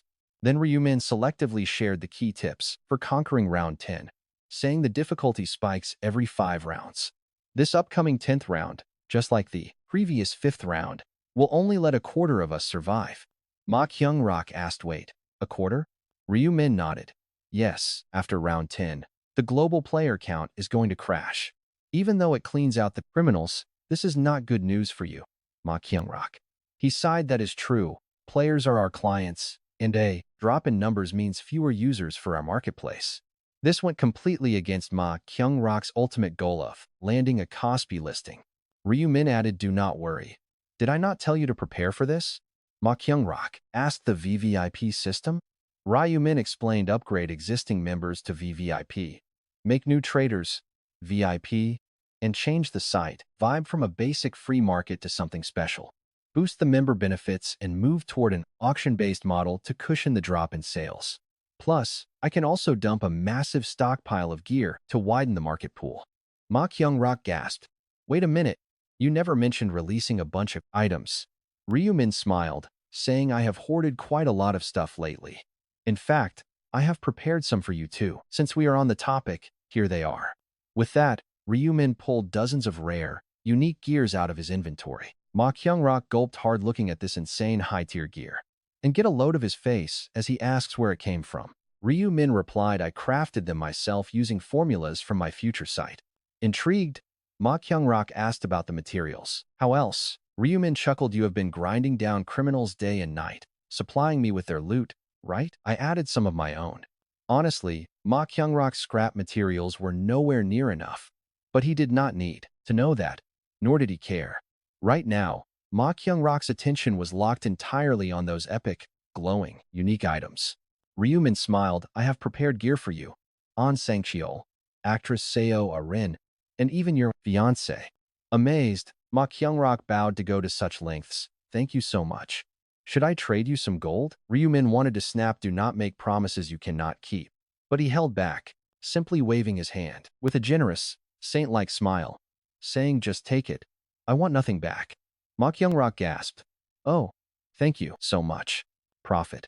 Knowing he felt like he struck gold, Ryumin was not annoyed. At least the gratitude was sincere. Later on, Ryumin smiled as he approached Minjuri, who waved excitedly from the cafe. Ryumin, I have saved you a seat. Ryumin chuckled. Been a while. Huh? You already ordered for me? She smiled. Yes. Double espresso with an extra shot? Right? Ryumin smiled. Correct. Meeting regularly every single month meant they pretty much knew everything about each other. But Ryumin warned himself that does not mean this relationship should progress. Honestly, Ryumin knew Minjuri had feelings, but dating in this wild situation was out of the question. Besides, he thought he only saw her as a friend. Still, poor Minjuri probably got butterflies every single time they met. First love might feel like magic, but this is just a crush, he thought. Minjuri asked, did you call me here for another prophecy? Prophet? Ryumin grinned. What else could it be? Our cute buffer laughed as they sipped their hot coffee and chatted away. A massive shout out to our awesome supporter from the last video. Before we jump in, make sure you smash that subscribe button. Now, over at a cafe, the two chuckled while sipping their warm coffee, and Ryumin warned her. The upcoming round is a pure bloodbath, and only a quarter of players will make it out alive. Minjuri agreed it sounded terrifying. But Ryumin promised to share some easy quests she could easily prioritize. Prioritizing those would secure her ranking. He was doing everything he could to keep Minjuri safe. He fed her top-secret survival tricks. In response, Minjuri gasped. Realizing these tips were incredibly valuable, she thanked him. Ryumin just shrugged it off, and she asked if he wanted gold now that trading was live. Ryumin declined. He told her she sounded just like a certain someone. When she asked who, he dismissed it. Right then, Ryumin's phone buzzed with a news alert. Minjuri blinked and asked what it was. He calmly claimed it was just a normal article. But as he looked at his screen, he feigned complete shock. He called it a massive scoop. When Minjuri asked what was happening, he told her to check the headlines. She checked her phone and immediately froze. The headline announced that the leader of KF had taken his own life. He had committed suicide. The article screamed that the terrorist leader, Odeon, had uploaded a final video on YouTube. The gruesome video went viral globally. Even though YouTube yanked it down after just 15 minutes, the damage was already done. Ryumin smiled secretly, knowing the ultimate truth behind the chaos. To him, there was zero doubt about what happened. Minjuri looked up, her voice trembling as she asked if it was real. Ryumin pretended to be clueless. She asked about the suicide video, and Ryumin replied that he was curious too, but could not find the link. Secretly, he knew the video he forced Odeon to record was gone, but those 15 minutes of exposure were enough. With over 10,000 views in that short window, the truth was out. Minjuri then pointed to her screen. And this is where things get crazy. She found a captured summary of the deleted video. Even though it was only up for 30 minutes, it already had over 100 frantic comments from shocked readers. Fake news. That is what some called it. They laughed, questioning how anyone could verify his actual identity. Others chimed in, claiming they lived in America where the news was real. Even CNN was reporting on the madness. They verified it using global news sites. There was no denying it. Odeon had actually taken his own life. One user even claimed to have the downloaded file. In it, the target showed proof he was indeed in Nigeria. He wept, saying his entire organization had been completely slaughtered by some overpowered monster named Black Scythe. Unable to face the grim reality, he slit his own throat. The internet went into a massive frenzy over it. People debated whether Black Scythe really wiped out an entire terrorist network single-handedly before the suicide. Some laughed at the idea, while others desperately wanted to know who this mysterious killer actually was. One commenter revealed he was the newly appointed deputy commander of the CPF, a legendary combatant of terrifying strength. But that sparked a debate: did killing terrorists make him a hero, or just another ruthless serial killer? Some argued he should face international law, but others laughed, saying Nigeria was probably thrilled he cleaned house. After scrolling through the heated online debate, Minjuri secretly decided to ask the legendary fighter himself about the rumor. She wanted to know if he really wiped out the syndicate. Little did she know, he sat right across from her. Ryu Min smiled inwardly. Let them doubt. Soon, the global media would uncover the raw truth about his actions. Once investigators checked the official flight logs and foreign evidence, everything would click. Just then, she left for the restroom. Immediately, Ryu Min's phone started blowing up with endless notifications. He glanced down to see dozens of missed calls. Reporters were practically begging for exclusive interviews.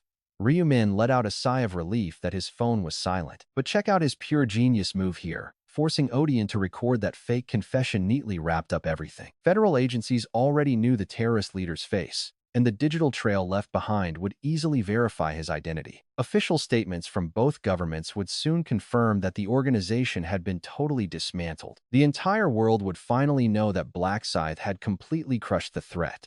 Just then, she returned. Minjuri gasped, expressing total awe over his rapid victory. Ryu Min nodded, playing along with her excitement. She suddenly paused, asking why his future vision had not warned him about this.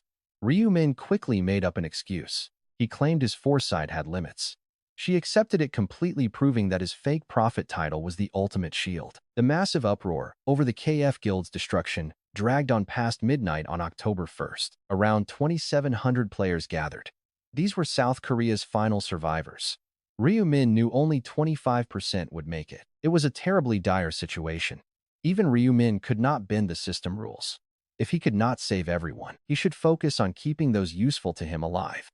Right on cue, those exact key players began approaching Ryu Min. Minjuri, Mamyong Rock, and Sang Chol, Seo Arin, Heo Tae-sok, Cho Young-ho, and Yamti gathered, looking for Black Scythe. Exchanging pretty wary glances, they wondered why so many people were flocking here.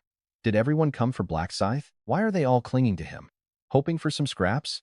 Even though they secretly harbored quite a lot of tension, nobody dared to show it openly. This was not the place to look pathetic in front of a godlike figure. Like Black Scythe, they quickly rushed forward to shout their greetings, desperately trying to get his attention. Ryu Min did not offer a single word back. Still, these guys were indispensable, so he calmly asked what brought them here. Minjuri was the first to speak, asking if the rumors of him destroying KF were true. He simply confirmed it. His blunt nod left everyone in shock. Minjuri stared in absolute disbelief, asking if he really wiped them out. The usually quiet Heo Tae-sok chimed in with dramatic praise, calling him the Supreme Deputy Commander of the CPF and praising him for fighting for world peace.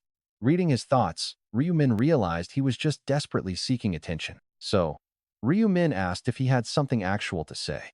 Heo Tae-sok stammered that he did indeed have news. He leaned in, whispering that he had started a brand new cult.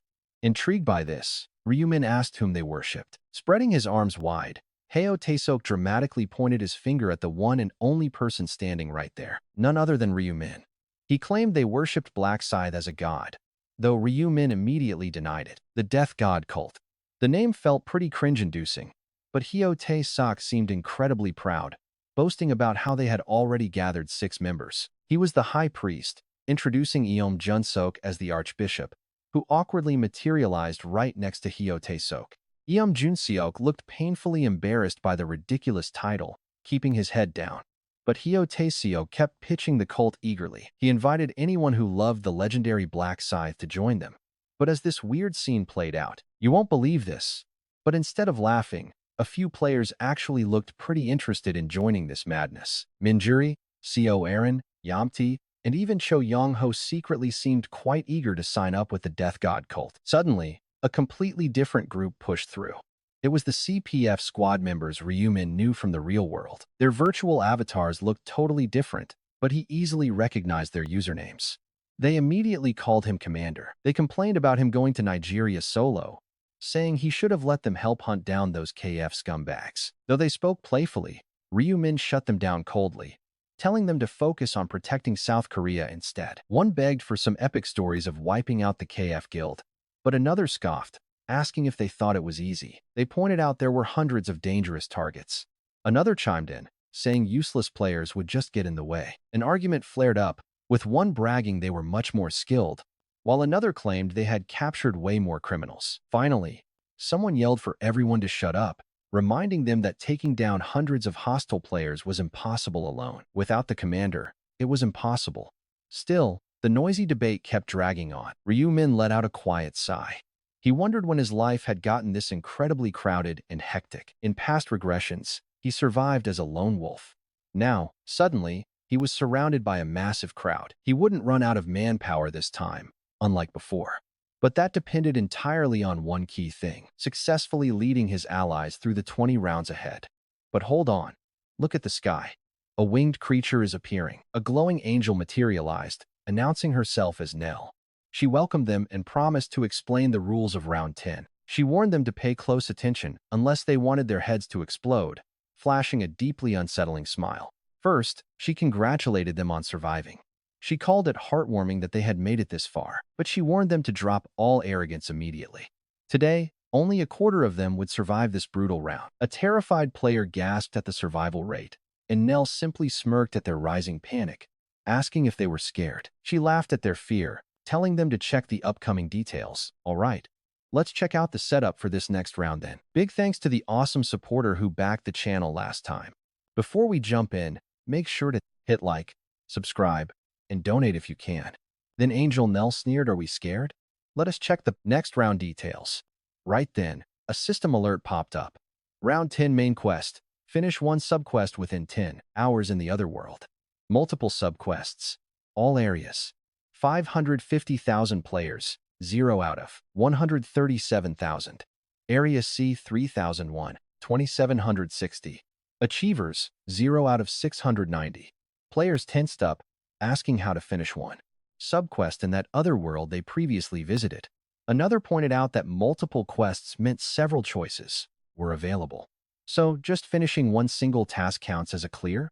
One guy muttered, "Is it really that easy?" But that hope was short-lived. They quickly snapped back to reality, realizing there had to be a catch. Since Angel Nell made it sound tough, they knew every subquest had to be brutally hard. Right then, Nell just laughed. Stunned silence. "The subquests are not hard. You weak humans," she mockingly sneered. "While difficulties vary, most are simple enough to do solo. Do not be so frightened." Someone then asked, "What is the catch?" The angel grinned. "I did not say the tasks themselves were tough. Passing this round is the real challenge, since the passing slots are filled only by those who complete the actual most quests." Hearing this, everyone panicked, wondering how many they needed to survive. This was a direct trap to force bloody competition, leaving everyone completely blind about the safe zone. Of course, not every single player was left guessing. At least those who knew Ryu Min's prophecy showed zero panic. His warning was clear: players needed to finish at least 4 subquests for the top 25%. To rank top 3 here, you need 7. But Ryu Min aimed for 10 quests to guarantee himself first place. Securing 10 was the only way to be totally safe. Then, the angel announced, "You might have guessed. But this round lets you roam freely in the other world for 10 hours, hunting down scattered subquests. Completing even a single task counts as clearing the main mission, and you can stack up as many more as you want before the clock runs out." One player muttered, 10 hours is a pretty long mission. Nell added, "You must keep moving. Though you have 10 hours, your survival depends entirely on your final tally. Make sure you clear at least one, because if you fail to, you will simply vanish." Another player sighed, "This is going to be a bloodbath. We have to push hard." Someone else noted that while time is limited, the subquest count is not. Ryu Min quietly observed the room. Watch how the panic sets in. Naturally, brutal competition was inevitable without knowing how many quests were safe. It would be stressful and grueling, but grueling is different from impossible. Ryu Min knew Nell was right about the easy ones, but only about 1 in 10 is simple. 5 out of 10 are solo nightmares, and the rest are practically impossible.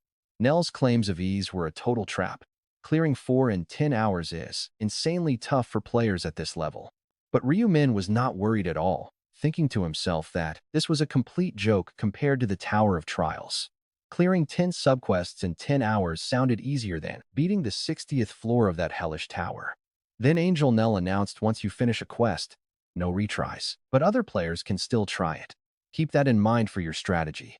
Any burning questions before we start? One bold player raised his hand, asking if she could reveal the difficulty tier of each subquest. But Nell just sneered in response, telling him that stupid questions made her want to blow his head off. Where is the fun in revealing that? You weak humans? Another player nervously spoke up, asking if they could abandon a quest if it got too dangerous.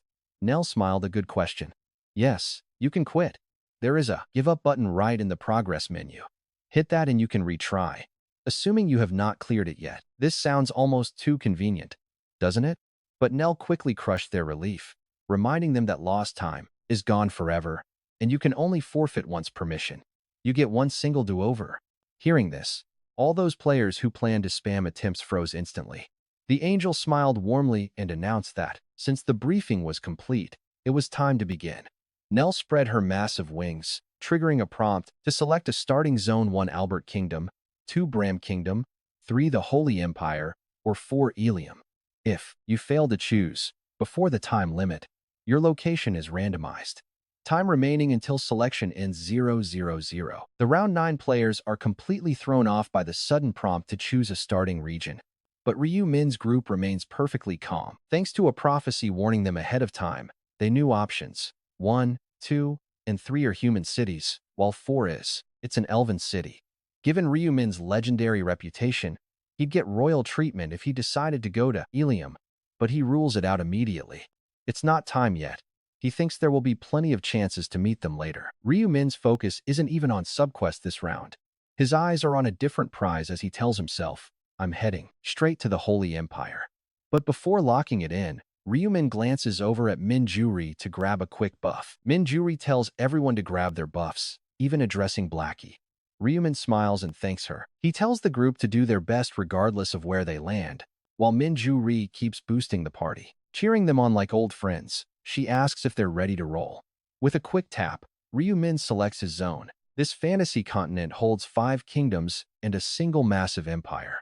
Albitz and Bram are the only notable starting kingdom. The rest are just minor territories. Teleporting into the Holy Empire, Ryu Min is greeted by towering, dizzying city walls. Below them lies a sprawling metropolis bustling with endless activity. It looks so hyper-realistic, it's almost impossible to doubt. A true empire indeed. Too bad he's already public enemy number 1 after what he did in round 8. Remember, he brutally executed their archbishop back in round 8. But as long as he hides his title, he's safe. Instant death. If they recognize him, they will execute him on sight. Not that he would ever go down easily. He wouldn't die to these weaklings, but dealing with endless waves of guards is a massive headache. Best to stay hidden. Looking around, Ryu Min spots other players dressed in familiar starter gear. Interestingly, none of them have visible nicknames. He smiles, thinking this makes solo operations a breeze since no one can easily identify him in the crowd. Slipping into a quiet alley, Ryu Min uses his mask to transform into Lost Yak, just to avoid any familiar eyes. No active quests. The system alert pops up, confirming his starting location within the Holy Empire. And check this out, while the countdown ticks away, Ryu Min stays completely unbothered. While others scramble desperately to scavenge for quests, he remains incredibly relaxed. He's got everything mapped out already. 10 quests? Easy. He knows mundane tasks aren't important right now, keeping his eyes on the prize. His steps lead him straight to the central square, waiting by an angelic statue for a very familiar face. Recognizing his Lost Yak disguise, Yami quickly runs over. She calls him master, apologizing because the massive city got her lost. Ryu Min calmly points out she could have just asked a guard, but she doubts they would even talk to her. He assures her they would, unless she's a known criminal. He didn't bring her here for a casual chat, though. Ryu Min needs her unique charm skill to infiltrate the Grand Temple. Gesturing to her, he says it is time to move. She asks where they are heading, and when he answers the temple, she keeps probing.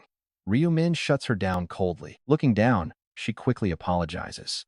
Since she acts as his obedient slave, he usually doesn't bother explaining anything. Still, he decides to give her a small hint about their goal, telling her there is one specific reason she's here. She guesses she needs to hypnotize someone, and Ryu Min nods. The Empire's grandest temple holds a highly restricted oracle altar. Normally, it is completely blocked off, but her rune of charm is going to bypass their security entirely. Yami realizes her role is getting them to the altar, but wonders if her charm actually works on non-player characters. Ryu Min confirms it does. In fact, He knows their thoughts can be read just like any real human. They might actually be real people living in a parallel dimension, but he keeps his theories to himself. What if they're just highly advanced artificial intelligence programmed to mimic real humanity for this brutal game? If the creators can easily transfer nearly 2 billion human souls, fabricating a hyper-intelligent AI would be effortless. But Ryu Min stops overthinking.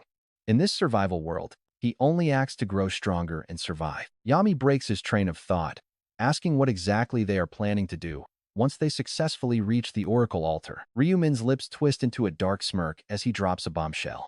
We are going to kill an angel. Yami freezes in complete shock.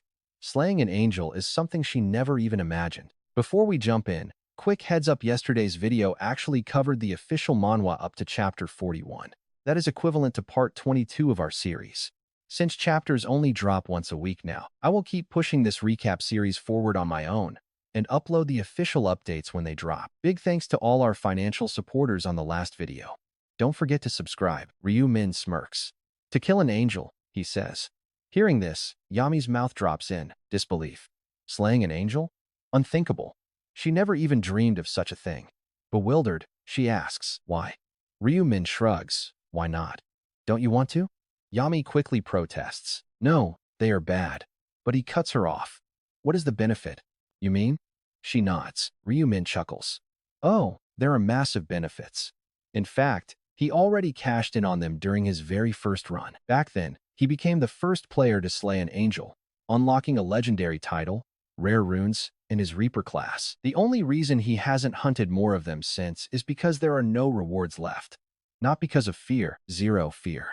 He turns to her with a cold command, just stand back and act on my signal. Got it? Understood, Yami says. Ryu Min urges her forward. We must move before Minju's stat buff expires. You see, the first-time reward for slaying a battle angel scales with his stats, making Minju's active buff incredibly crucial. With no other players in sight, Ryu Min shifts his form, taking on the dark disguise of Black Scythe. They soon reach the grandest temple of Ruba in the Holy Empire. Ryu Min cares nothing for the lore or mythology. Whether this god is real or fake does not matter. His only goal is to summon an angel. Not so fast. Before they can even touch the temple doors, a group of elite holy knights blocks their path. One demands to know their business. If Ryu Min mentions a subquest, these non-player characters will just be totally confused. To them, players are just otherworldly warriors. System terms do not exist.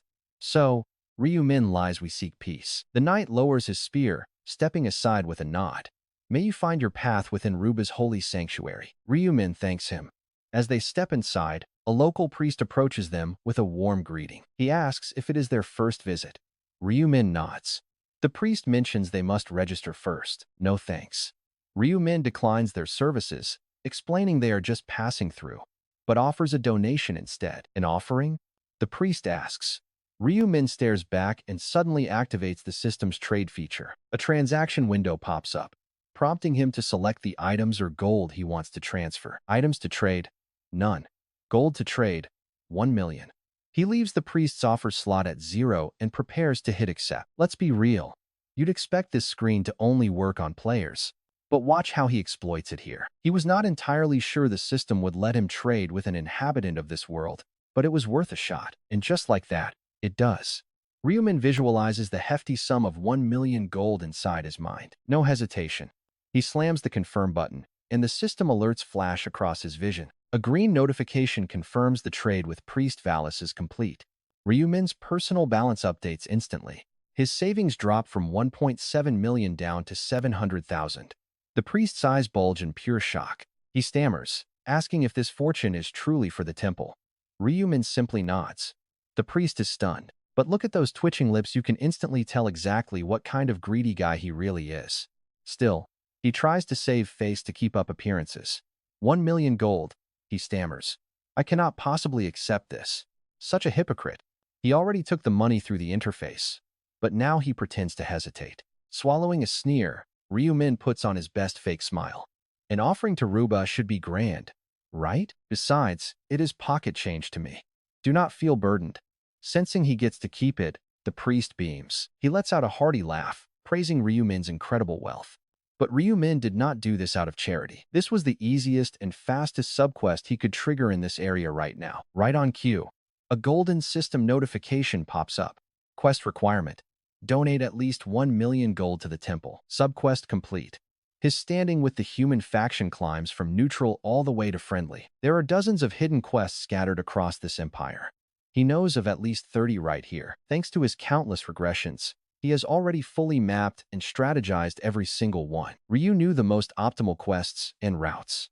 He figured if you had enough cash, you could solve any problem in a heartbeat, finish a quest in one single second.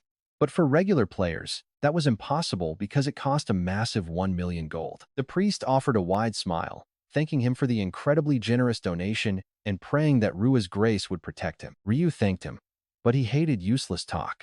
He wanted his blessing directly from the god. When the priest questioned him, Ryu dropped a heavy hint the Ruba temple was famous for hearing the deity's direct oracles. It would be quite an honor to receive a personal blessing directly from the deity itself. Sure, getting an oracle here was a known feature, but only the Emperor of the Holy Empire was allowed to receive one. Nobody else had that right, which definitely explained the suddenly nervous look creeping onto the priest's face. The priest hesitated. Since it's your first visit, you might not know that only the Emperor can receive the holy message. Faithless believers are strictly barred. Ryu pushed back. Even after a donation of 1 million gold? It's impossible. An outsider trying to contact the deity would throw the Emperor into a state of pure, terrifying rage. Demanding his cash back felt pretty petty.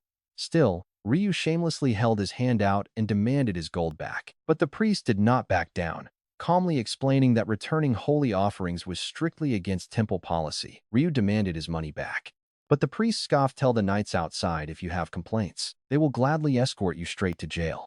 Facing an obvious threat, Ryu let out a heavy sigh and muttered that he had no choice. Then, he called out Yami, take control of him.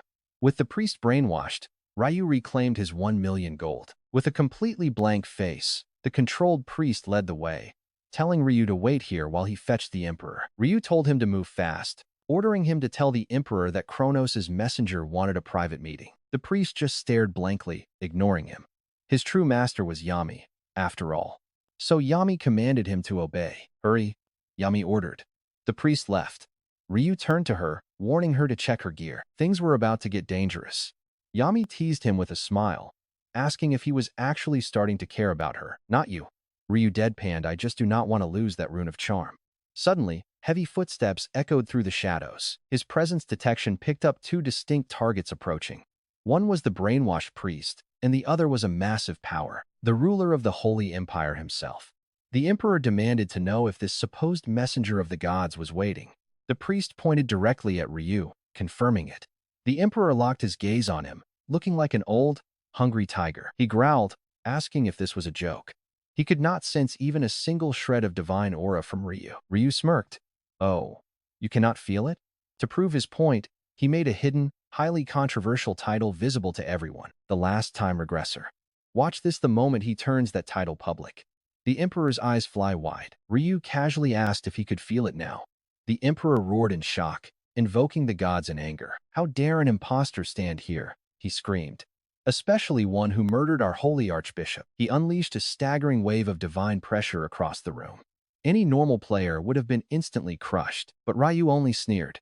No matter how overpowered an NPC was, they were still nothing compared to a literal battle angel. Ryu realized his high reputation stats had triggered this. The Emperor wanted him dead on sight. That was the penalty for killing an archbishop. He was now a public enemy to all human NPCs. Ryu closed the distance in a flash. He buried a fist straight into the Emperor's stomach. He slammed the ruler's head straight into the stone floor, completely shutting off his rising divine energy like a leaky faucet. Ryu mocked him, asking if this tiny bit of power was really supposed to threaten a level 89 player. Sure, the Emperor was a powerhouse for an NPC, but he was nothing to Ryu. Ryu ordered Yami to take control. Yami complied immediately. Once she had the Emperor under her spell alongside the priest, Ryu let go of his head. He stood up and told her to issue the commands. Yami looked up, asking what she should make him do. Ryu instructed her to dismiss the priest and force the Emperor to summon an oracle. Yami nodded, understanding the plan. An oracle was essentially a direct communication line, allowing a deity to speak directly to the mortal world. Only the highest ruler of the empire could initiate this connection, But Ryu knew they were just talking to angels. Ryu watched as the controlled emperor stood before the grand altar. Get ready, things are about to get crazy. The emperor unleashed a brilliant surge of holy energy. It was the summoning sequence. Soon, an angel would answer. As it turns out, the summon is just a regular angel. No combat skills whatsoever. So, there is really no reason for Ryu Min to stress out. While normal players would panic, Ryu Min is completely safe. Why? Because of his title from the Tower of Trials, the Supreme Being. Ryu Min smiles. I will just threaten this regular angel to summon a battle angel instead. Talk about a crazy move. Right then, a massive flash of light explodes, spreading magnificent wings and displaying its breathtaking form. Looking down at the groveling emperor, the divine being speaks with pure arrogance. Why have you summoned me? Old human? The emperor stammers, but Ryu Min instantly cuts him off. It is not him who has business with you. Ryu Min smiled, plotting to terrify this weak angel so she would summon a battle angel. That was his simple plan. Suddenly, a blinding flash appeared, and she spread her beautiful wings. Looking down at the groveling emperor, she spoke. Why have you summoned me, old human? Before the emperor could stutter out an answer, Ryu Min cut in. He announced he was the one with business, drawing her full attention. When she demanded to know if he was a player, Ryu Min simply asked if angels viewed them differently. Her perfect brows furrowed in rage, calling him an impudent insect. Her eyes flared with murderous intent. Ryu Min just scoffed and challenged her to try and kill him. Callan stood frozen, completely bewildered by this human daring to mock her. Was this pathetic creature actually smirking at a celestial? Furious, she demanded to know what was wrong with his head. Ryu Min just grinned, replying that his head was perfectly fine. You bitch, Callan laughed. But her mechanical laughter instantly turned into a scowl of pure rage. Screaming that this insolent human deserved to die, Callan unleashed her ultimate attack, Brain Burst, a mental destruction ability designed to execute humans instantly. But the result left her completely paralyzed with shock. Why on earth isn't this working? Callan was utterly flustered, muttering in panic as her mind-shattering spell failed repeatedly. She had never faced this issue before. After all, she had never even needed to exert effort on a human, as they were usually nothing but dirt to her. They usually spent their lives groveling at her feet. Desperate to watch this arrogant bastard's head pop like a firework, she glared at him with pure hatred, screaming in her mind for him to just die. Yet, nothing happened at all. All she could do was stand there. Instead of the satisfying sound of a skull bursting, she was met with Ryu Min's mocking laughter. He taunted her, asking what she was waiting for and why she was just staring. When she screamed in fury, Ryu Min calmly explained that her brain burst skill wouldn't work on him. Stunned, the angel gasped, asking how he could possibly know. Ryu Min cut her off, telling her that was none of her business. Stepping closer with a devilish smirk, he said there was only one thing she needed to understand. Who was the superior being here? Callan snarled, asserting she was. Ryu Min smirked, asking if she had ever been backhanded by an insect. Before her confused mind could even process the question, Ryu Min's hand flashed. She went flying, collapsing dramatically onto the floor like a tragedy queen, as a painful red mark bloomed on her face. Before she could recover, Ryu Min struck again. His hand moved so fast she couldn't even track it, let alone dodge. The shock of a lowly human striking a celestial left her completely paralyzed. With every brutal smack that landed, her divine pride shattered a little more. Her lips swelled as blood splattered onto the cold floor. Stripped of her mental killing ability, Callan was physically no different from an ordinary human and couldn't match a high-level player's raw stats. Though it looked like a mindless beating, Ryu Min was carefully holding back his strikes. His power was surging anyway, thanks to his active title, the First Angel Slayer, which doubled his stats against holy targets. Ryu Min warned himself not to accidentally end her, intending only to break her towering pride. After 10 stinging slaps, he finally paused to ask her, "How does it feel to get thrashed by a bug? Do you finally see who's on top now?" Callan didn't answer, only glaring at him with venomous eyes. She desperately tried to trigger her brain burst again, but it failed once more, leaving her screaming inside. In a panic, Callan spotted another human nearby. Wondering if her ability was broken, she tested her skill on them. Instantly, the poor bystander's head popped like a firework. Shocked, Callan realized her power worked perfectly, so why was this monster completely immune? She had wasted her trump card on the wrong human. It was a pathetic, foolish mistake, leaving her with no mental attacks left. Yet, gathering her remaining strength, she refused to give up. She still had a lethal weapon hidden deep within her white wings, her feathered dagger. You won't believe what she does next. She literally tries to go for a desperate sneak attack. But looking at Ryu Min's effortless dominance, her confidence crumbles. Can a simple dagger really defeat a literal monster? She grinds her teeth, trying to buy time instead. Swallowing her pride, she asked what the human wanted from her. Ryu Min scoffed, saying it should be obvious. Acting like a common street thug, he held out his hand and demanded she hand over her items. The shocked angel could only stutter out a confused reply. Ryu Min explained he wasn't asking for anything impossible, like cheating him past the 20th round of this survival game. Since changing the core system was beyond her pay grade, he was making a simple demand. Just give him a high-tier item. Stunned, she repeated the word. Since angels built this brutal system, they had to have something valuable on hand. Ryu Min wasn't looking to break the game mechanics, just to secure some solid loot. But Callan protested, claiming she was merely a low-ranking, 9th-class angel acting as a temporary guide. In reality, Callan was just a low-tier messenger. The system's hard coding prevented her from generating items out of thin air. She insisted that even high-ranking angels lacked the authority to hand out free gear, crushing the common human belief that angels controlled the game. To her, they were just guides trapped in the same system rules. Callan panicked, knowing this terrifying human wouldn't accept the boring truth. As she hesitated, her silence only angered Ryu Min. He scowled and delivered another sharp, stinging slap to her face. He demanded to know if she was going to talk or keep playing dumb.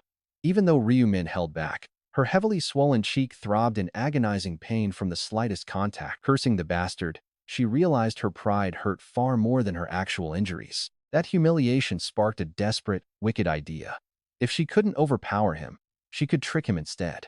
She would pretend to cooperate, leading this foolish human straight into a deadly trap. After all, only an idiot would think she had items to give. As Ryu Min raised his hand for another strike, Callan shrieked for him to stop, promising to deliver the loot. Ryu Min smiled, demanding she hurry. Callan quickly explained that while she lacked the authority, she could summon another angel who could. Ryu Min tilted his head before nodding, letting her go ahead. He mocked her, saying he didn't care if she brought another winged bird brain since they were no threat. He ordered her not to move while she contacted them. Callan quickly agreed, asking for 3 minutes. While Ryu Min crossed his arms and waited, Callan secretly exhaled in relief. She had to fight to keep from laughing out loud at his arrogance. In her mind, she sneered at the foolish insect, knowing his smug attitude had just sealed his own execution. The ally she was summoning wasn't a guide, it was a battle angel. Unlike ordinary celestials, these beings were engineered purely for mass slaughter. Callan smiled inwardly, confident that the moment her protector arrived, this arrogant human would be ripped to pieces. But get this, Ryu Min has been reading her thoughts this entire time. He knows exactly what she's scheming, and honestly, it's just hilarious. See, his real plan from the very start was to bait out a battle angel so he could claim its massive kill reward. He had intentionally bruised her pride so she would call for backup out of desperation. If he had just demanded a battle angel, her celestial stubbornness would have made her refuse. Knowing how arrogant angels were, Ryu Min played the villain perfectly. Fortunately, this foolish guide fell right into his trap, ensuring a battle angel would soon arrive for him to slaughter. Ryu Min glanced back at Yumi, who was hiding nearby, signaling her to remain out of sight unless she really had to intervene. Unless her charm rune was required, this fight belonged entirely to him. With the cold, calculating eyes of an apex predator, Ryu Min waited for his target to arrive, whispering that he would tear whatever angel showed up to bloody shreds. In this universe, celestial hierarchy ranges from the 9th to the 1st class. Low-tier guides sit at the bottom, mid-ranks are standard battle units, and the top tier consists of high-ranking slaughter angels. Above them all rule the 7 legendary archangels. In this world, everyone dreams of climbing the ranks to become a high-tier angel. But for Bale, a 6th-class battle angel, those achievements meant absolutely nothing. He was just so incredibly sleepy he felt like he was losing his mind. Honestly, he thought to himself, he was completely sick of this, wishing he could just get 1 hour of sleep. It would be nice if something actually happened, he muttered, barely keeping his eyes open. And just like that, a sudden signal flashed.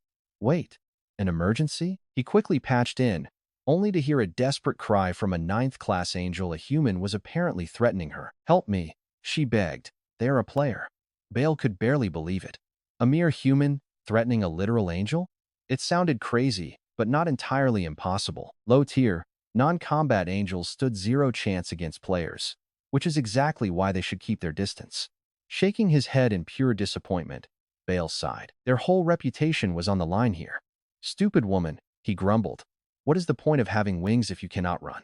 But look at his face, his lips were actually curving into a grin. This was exactly what he needed. A perfect chance to relieve some serious stress. If a player dares challenge an angel, they deserve on-the-spot execution. That meant he could legally tear this human apart. Smirking, Bale muttered that he did not care who this guy was. They crossed the wrong angel, and he was going to end them right now. Shout out to the awesome supporter who backed the channel recently. Before we jump in, you know what to do. Hit that like button, subscribe, and support us if you can. Right before Bale arrived, Ryumin summoned Yami for a quick question. Did I not order you to tame 100 mealworms? Is it done? Yami replied, absolutely, master. I actually brought back 1,000. Actually, Yami was a professional tamer, capable of dominating various beasts. Though success was never fully guaranteed, her success rate spiked whenever her targets had lower intelligence and rank. Low-tier creatures? Piece of cake. So, taming 100 mealworms was child's play for her. Ryumin, getting a bit curious, decided to ask her something else. Any other successful tames?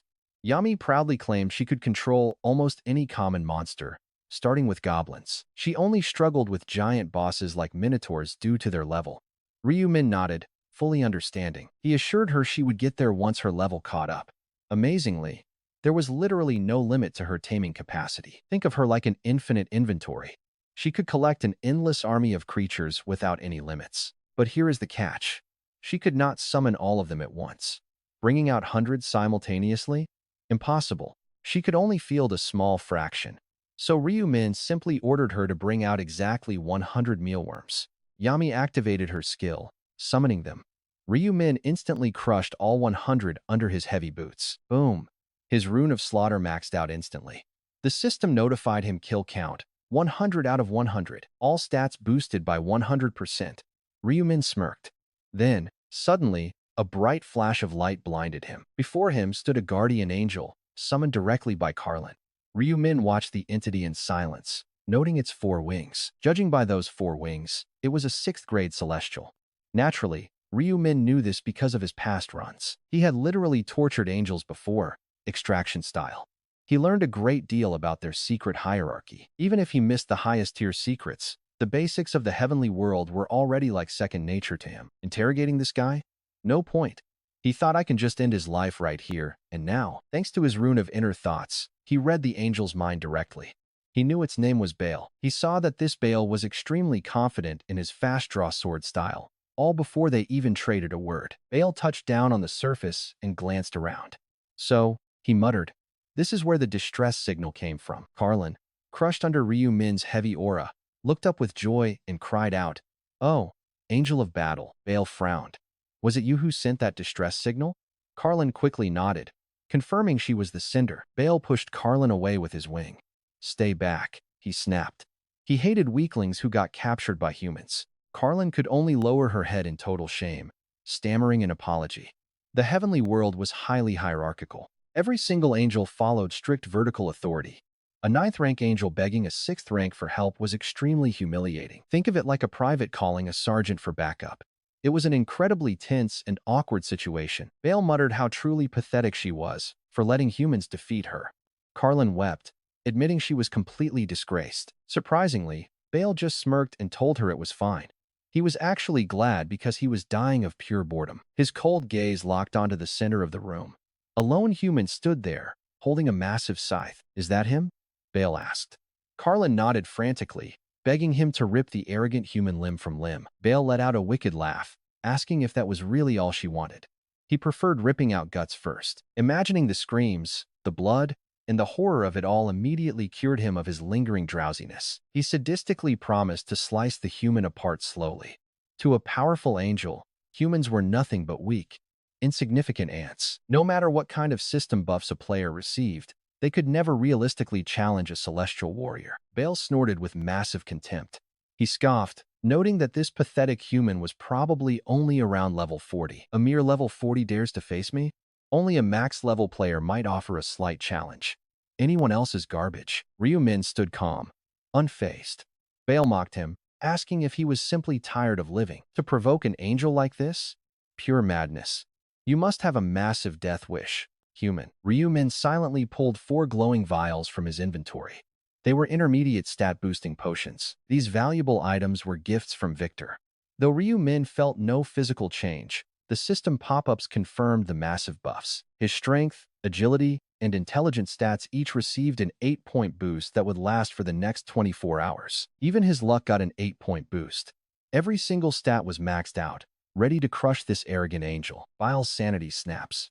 He trembles with rage, screaming at Ryu-min for drinking potions in his face, while a soft sigh escapes. Incensed by the disrespect, Bile angrily asks about the sighing. In response, Ryu-min just slowly taps his own temple. Angels have a loose screw. Ryu-min sneers. Shocked, Bile asks what he means, but his celestial education is immediately mocked. Do they brainwash everyone in the heavenly realm to look down on humans? Ryu-min asks. Speechless, Bile realizes talking is pointless. Bile vows to rip open Ryu-min's stomach and tear out his organs piece by piece. There will be no quick, merciful death here. He wants to drag this torture out, making Ryu-min suffer every single second. He has zero intention of being merciful, planning on slowly and painfully torturing his prey to death. Turning those screams into music, Bile promises eternal regret even in the afterlife. But suddenly, Ryu-min's entire body starts to shift. Ryu-min's figure turns semi-transparent as dark energy surges out, wrapping completely around his entire body. Shrouded in black smoke, his face becomes hidden, radiating the dark presence of death itself, leaving Bile totally baffled. Unfamiliar with player skills, Bile is lost, questioning what this heavy, oppressive pressure could possibly be. Here is where it gets crazy. A sudden sense of pure danger grips Bile, forcing him to lunge forward. His swift, aura-infused blade carves bright streaks of light through the dark, but he feels no contact at all. Nothing. Just empty air. Bile's eyes widen in total shock as he realizes his swing completely missed the target. In just 2 seconds, Bile unleashes 6 rapid thrusts, yet Ryu-min effortlessly evades every single strike, leaving the stunned angel speechless. It has to be a fluke. It is just a lucky coincidence, he tells himself, desperately needing to verify it one more time. But Ryu-min easily dodges again, since his agility stat has soared past 8,800. With the round buff, the rune of balance, the rune of slaughter, and his first Angel Slayer title, his boosts are massive. Combine that with Minju-hee's buff and his Reaper transformation, and Ryu-min's stats have climbed off the charts. Extremely confident in speed that could rival even a 5th-rank angel, Bile is left completely stunned by this. Dumbfounded, he mutters, "Why can I not touch him?" While Ryu-min smiles and asks if he truly does not know. Watch this. In a flash, Ryu-min's scythe strikes. Bile collapses to his knees, bleeding heavily. Just one strike. That is all it took to down a 6th-rank angel, leaving Carlin watching in utter disbelief. She mutters to herself that a battle angel was completely helpless and just died.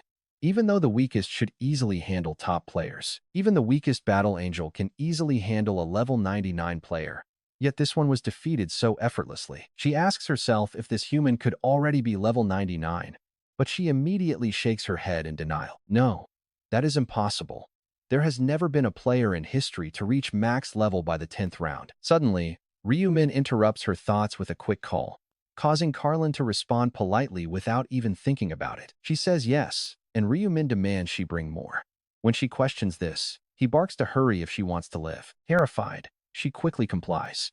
Meanwhile, Ryu-min checks the system alerts confirming that he has indeed slain a battle angel. He is confirmed as the very first player to slay a battle angel, earning a reward called the Devil's Blessing. The blessing buff has been applied, and as an additional reward, he is also awarded the unique Devil's Rune. This newly acquired rune automatically engraves itself onto his body, making Ryu-min smile at the sweet initial rewards. While the initial rewards are great, the real prize is the Devil's Blessing buff. He turns his attention to the next notification. The buff is active. Based on his current total stats of 4,890, several massive effects now apply. Slaying an angel grants gold starting at 1 times his base stats of 4,890, scaling up to 1,000 times that amount. This can reach over 40 million gold, plus stat points with every kill. Starting at 0.01%, or 4 points, it can scale up to 10%, or 489 points. Additionally, demonic reputation slightly increases. However, the buff only lasts until the end of this current round. Ryu-min smiles, finding this incredibly sweet, as gaining 4 stat points per kill is practically like leveling up each time, and that is just the minimum, since stronger angels yield even more. This is all due to his active buffs. By heavily boosting his stats beforehand, Ryu-min maximized these rewards, which are determined based on his stats at that exact moment. This is exactly why he spent so much effort raising his stats. Though there is still one major downside. The buff only lasts until this round ends, but that is no issue since he has the newly acquired Devil's Rune. This rune allows him to reactivate the blessing after slaying 100 angels, even after this round is long over. As long as he keeps the rune, the blessing remains. Ryu-min realizes he cannot just stop at killing a single angel. He has to slaughter at least 100 targets to unlock the full rewards of this dark blessing and reuse it later. Meanwhile, on the other hand, Carlin does exactly as told, sending another distress signal that screams for maximum reinforcements were desperately needed. She begs internally, please, just kill this damn human this time. Clinging to that desperate hope, she waits. And soon, reinforcements appear 5 6th ranked battle angels. A massive shout out to the awesome supporter who backed the channel last time. And before we begin, do not forget to hit like, subscribe, and show your support. Meanwhile, Carlin did as she was told, sending another frantic distress signal. The message was clear, send maximum backup. She begged inside, please just kill that damn human this time. Clinging to that desperate hope, she waited until 5 6th rank battle angels arrived. Carlin's face brightened as if she was safe, thinking that with this many, they could definitely kill that arrogant human. But screams suddenly erupted, and Carlin could not even track how many times the scythe swung. All she saw were divine beings collapsing, spraying blood everywhere. Right then, Ryu-min commanded Calrin to summon more angels. 10 more appeared, but the outcome was completely predictable, all slaughtered by Ryu-min, as system notifications kept flashing. He had slain the 5th grade angel lair, gaining 8 stat points and 81,780 gold, making it 15 out of 100. After slaying the 5th grade angel Belry, he gained 81,780 gold, hitting 16 out of 100. Ryu-min shouted to send stronger opponents, and upon hearing Ryu-min's words, Carlin swallowed hard.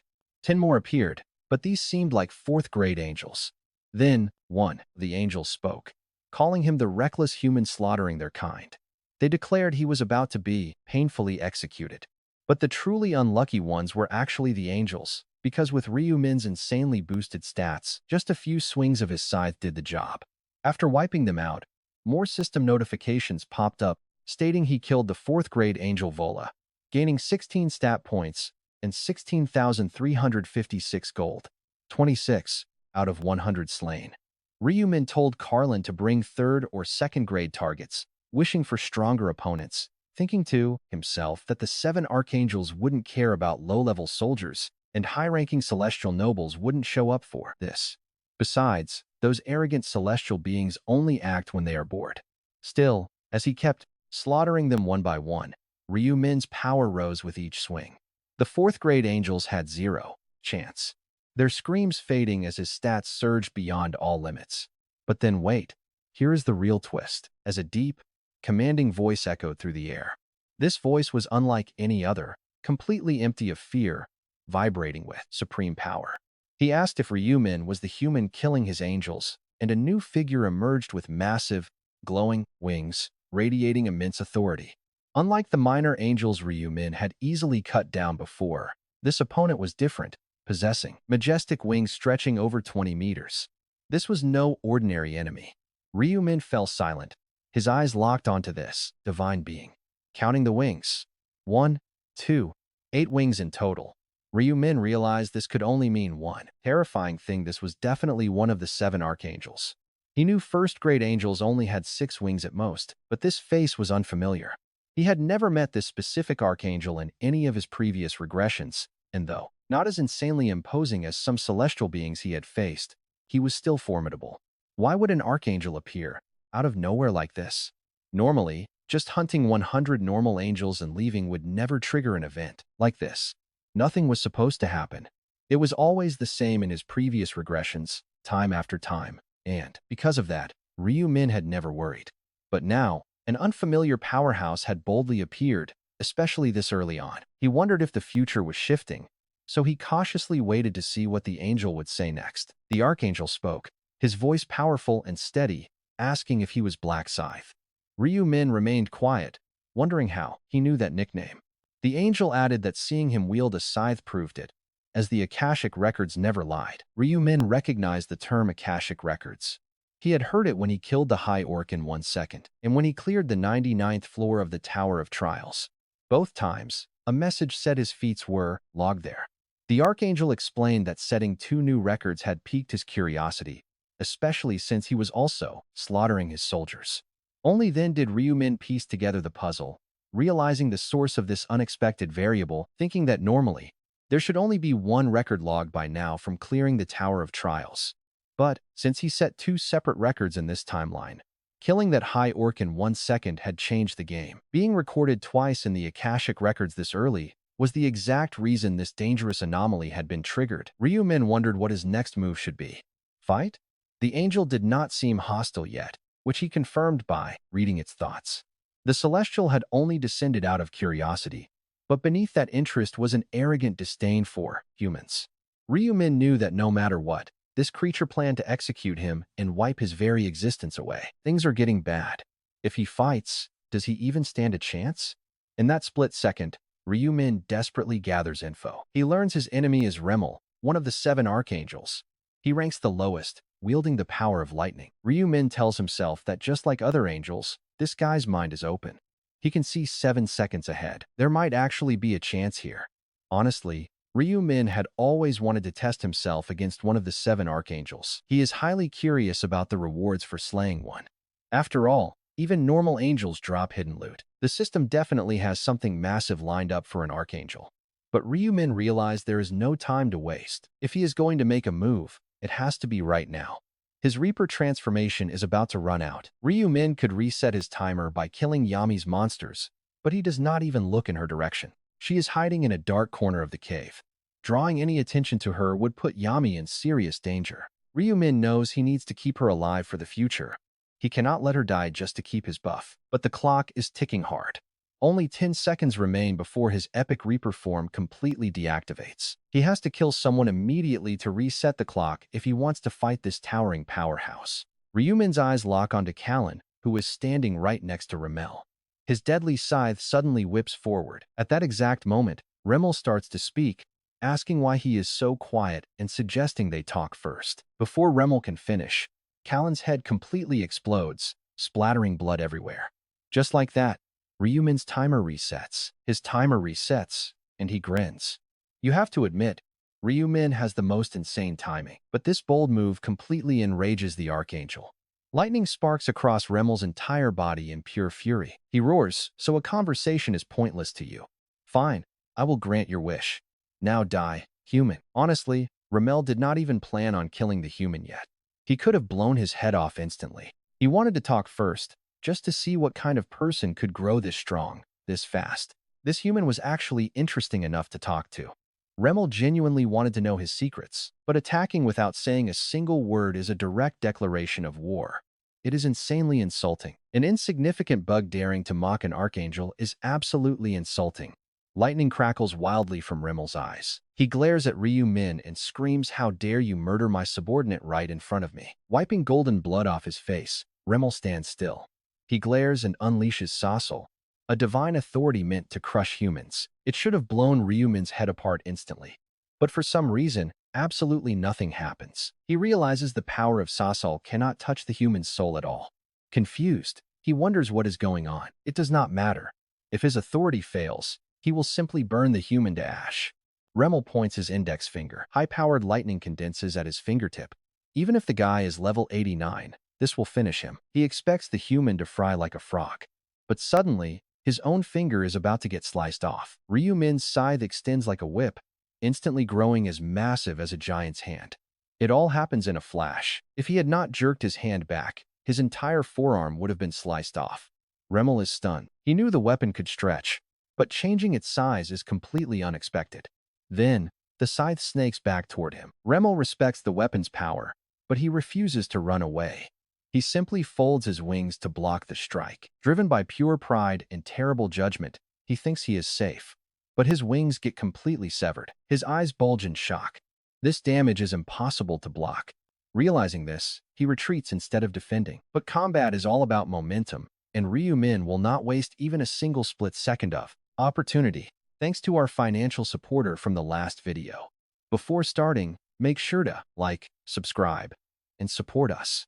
Battle is all about momentum and spirit, and our main character, Ryu, won't miss even a fraction of a second. He tenaciously chases Remel, relentlessly swinging his dark scythe while the desperate Archangel scrambles to escape. Remel struggles to block with his wings, panicking.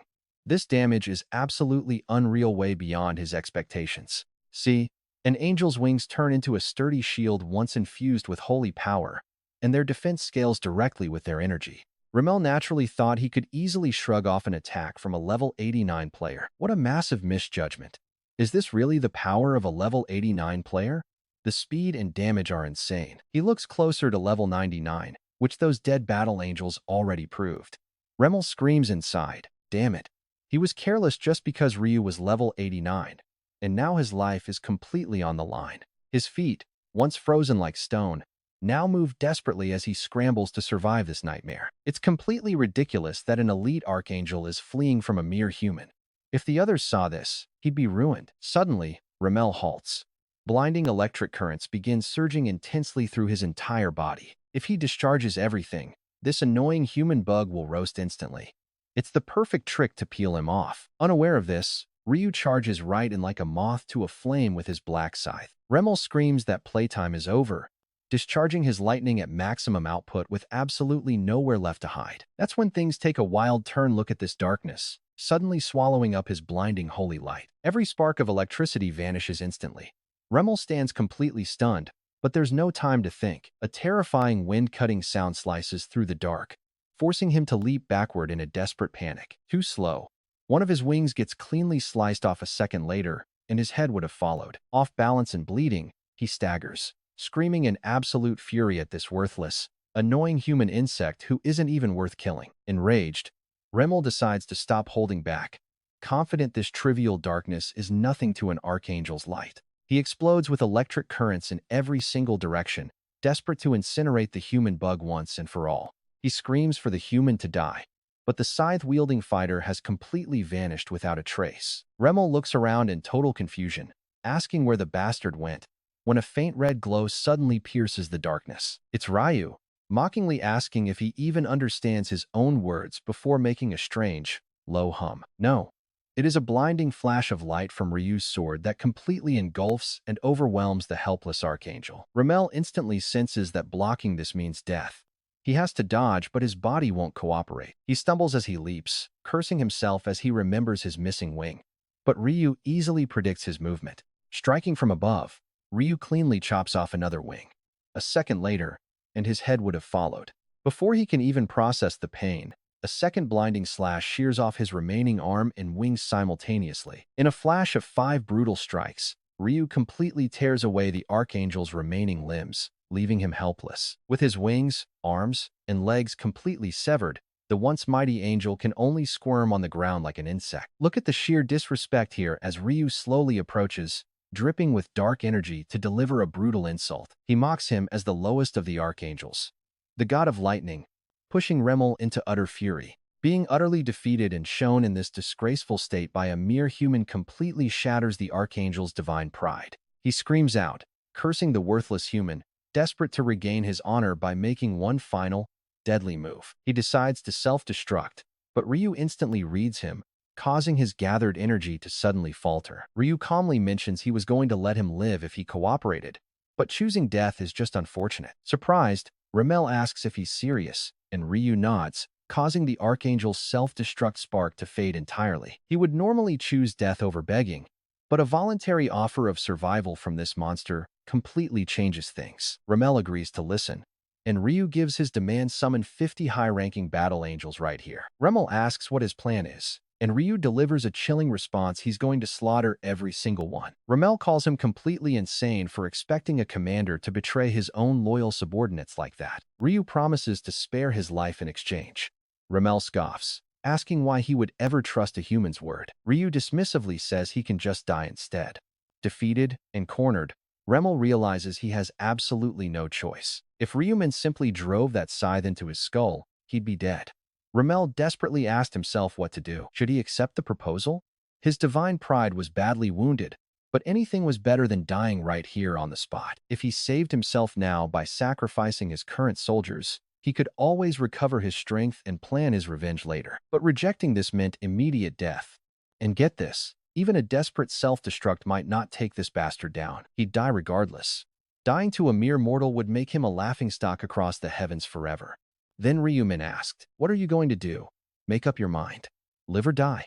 Remel surrendered, saying, "Fine, I accept the terms."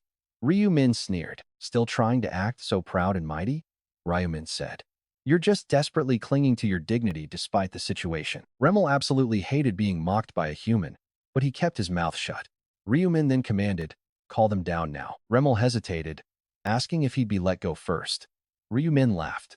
"Why'd I trust you to keep your word if I free you?" Ryumin pressed the cold edge of the scythe right against Remel's throat, ready to slice him apart at any second. "First you summon them," Ryumin said, "and then I'll send you away safely."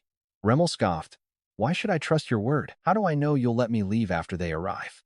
Ryumin replied, "You don't have a choice if you want to live." With a lethal blade pressed to his neck, Remel was cornered. "Fine, just keep your promise," he muttered. Ryumin smiled. "Of course." Then, Remel sent out a divine signal. Moments later, a bright, blinding light filled the entire space as the angels arrived. One angel called out, "Archangel, where are you?" "We came instantly." Another pointed, shouting, "Look, over there." There sat Remel, nothing but a limbless torso. "I'm over here," he groaned. The angels gasped in utter disbelief. They finally noticed the dark, terrifying figure standing right behind him, holding a massive scythe directly to their leader's neck. Swallowing his immense shame, Remel spoke to Ryumin. "These are the third-ranked battle angels on standby. Now, keep your end of the deal." Ryumin raised an eyebrow. "Aren't there any higher-ranking angels than these?" Remel replied, "The elite forces are busy. The first and second-ranked squads are fully occupied. These are the strongest ones available, so let me go now." Ryumin nodded. "Very well. A promise is indeed a promise." Ryumin put his weapon away and casually pointed toward one of the battle angels. "Hey, you over there.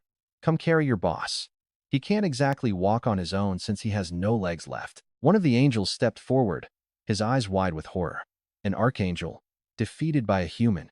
It was a terrifying sight up close. The angel apologized for the delay and carefully lifted Remel.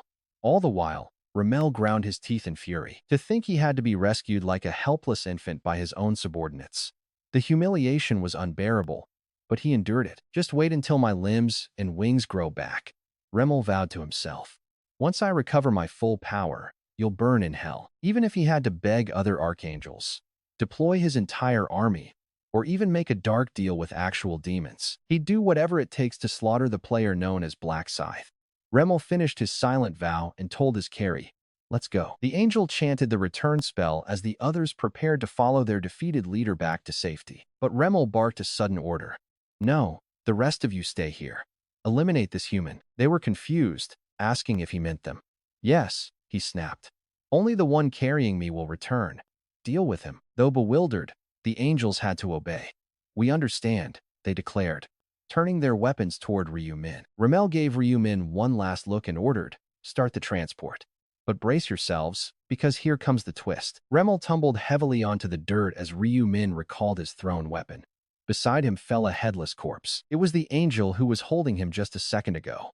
Remel glared in rage, screaming, "What's this? You promised." Ryumin just smirked. "In the human world, we have a saying. Promises are made to be broken." Remel froze, utterly stunned. "What?" Ryumin chuckled.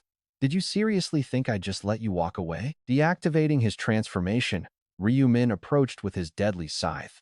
"None of you are leaving this place alive," he said. "Not a single one of you."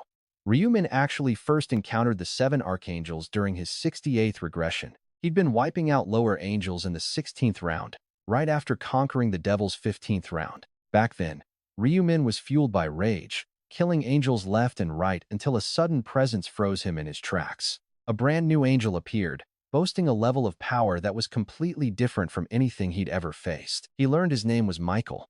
At that time, Ryu-min was far too weak to even think about fighting him. He couldn't even get past the 99th floor of the Tower of Trials.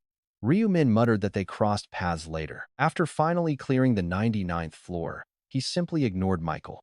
There was no point in starting an unnecessary fight back then. Despite the risks, the Archangel who showed up today is a massive disappointment. His skills do not match Ryu-min's expectations. Ryu-min asks himself, is it because Remiel is the weakest of the 7 Archangels? Is he really this weak? Or is our main character just too strong? Killing him now? Total waste. So, Ryu-min decides to unleash his combo Crescent Moon and Moonlight Slash. Check this out. He brutally dismantles him, keeping him barely alive just to bait the other angels. And his plan worked. Now, 53rd rank battle angels lie broken across the battlefield, limbs completely torn apart. Most of them are dead, rolling on the ground. Suddenly, system alerts pop up. You have slain the 3rd rank Angel Royal. Stats up 32. Gold increased by 327,000. 100 angels slain. Devil's Blessing conditions met. Activated anytime. Just say the chant. Meanwhile, Ryu-min had just finished slaughtering every last surviving angel. Only Remiel remains. Now that he has slain 100 angels, the Devil's Blessing is ready for use again. Ryu-min tells himself, I will use it the next time I face an Archangel. Then, he smirks at a lonely Remiel. He mocks him, your subordinates are all dead, aren't they? What are you going to do now?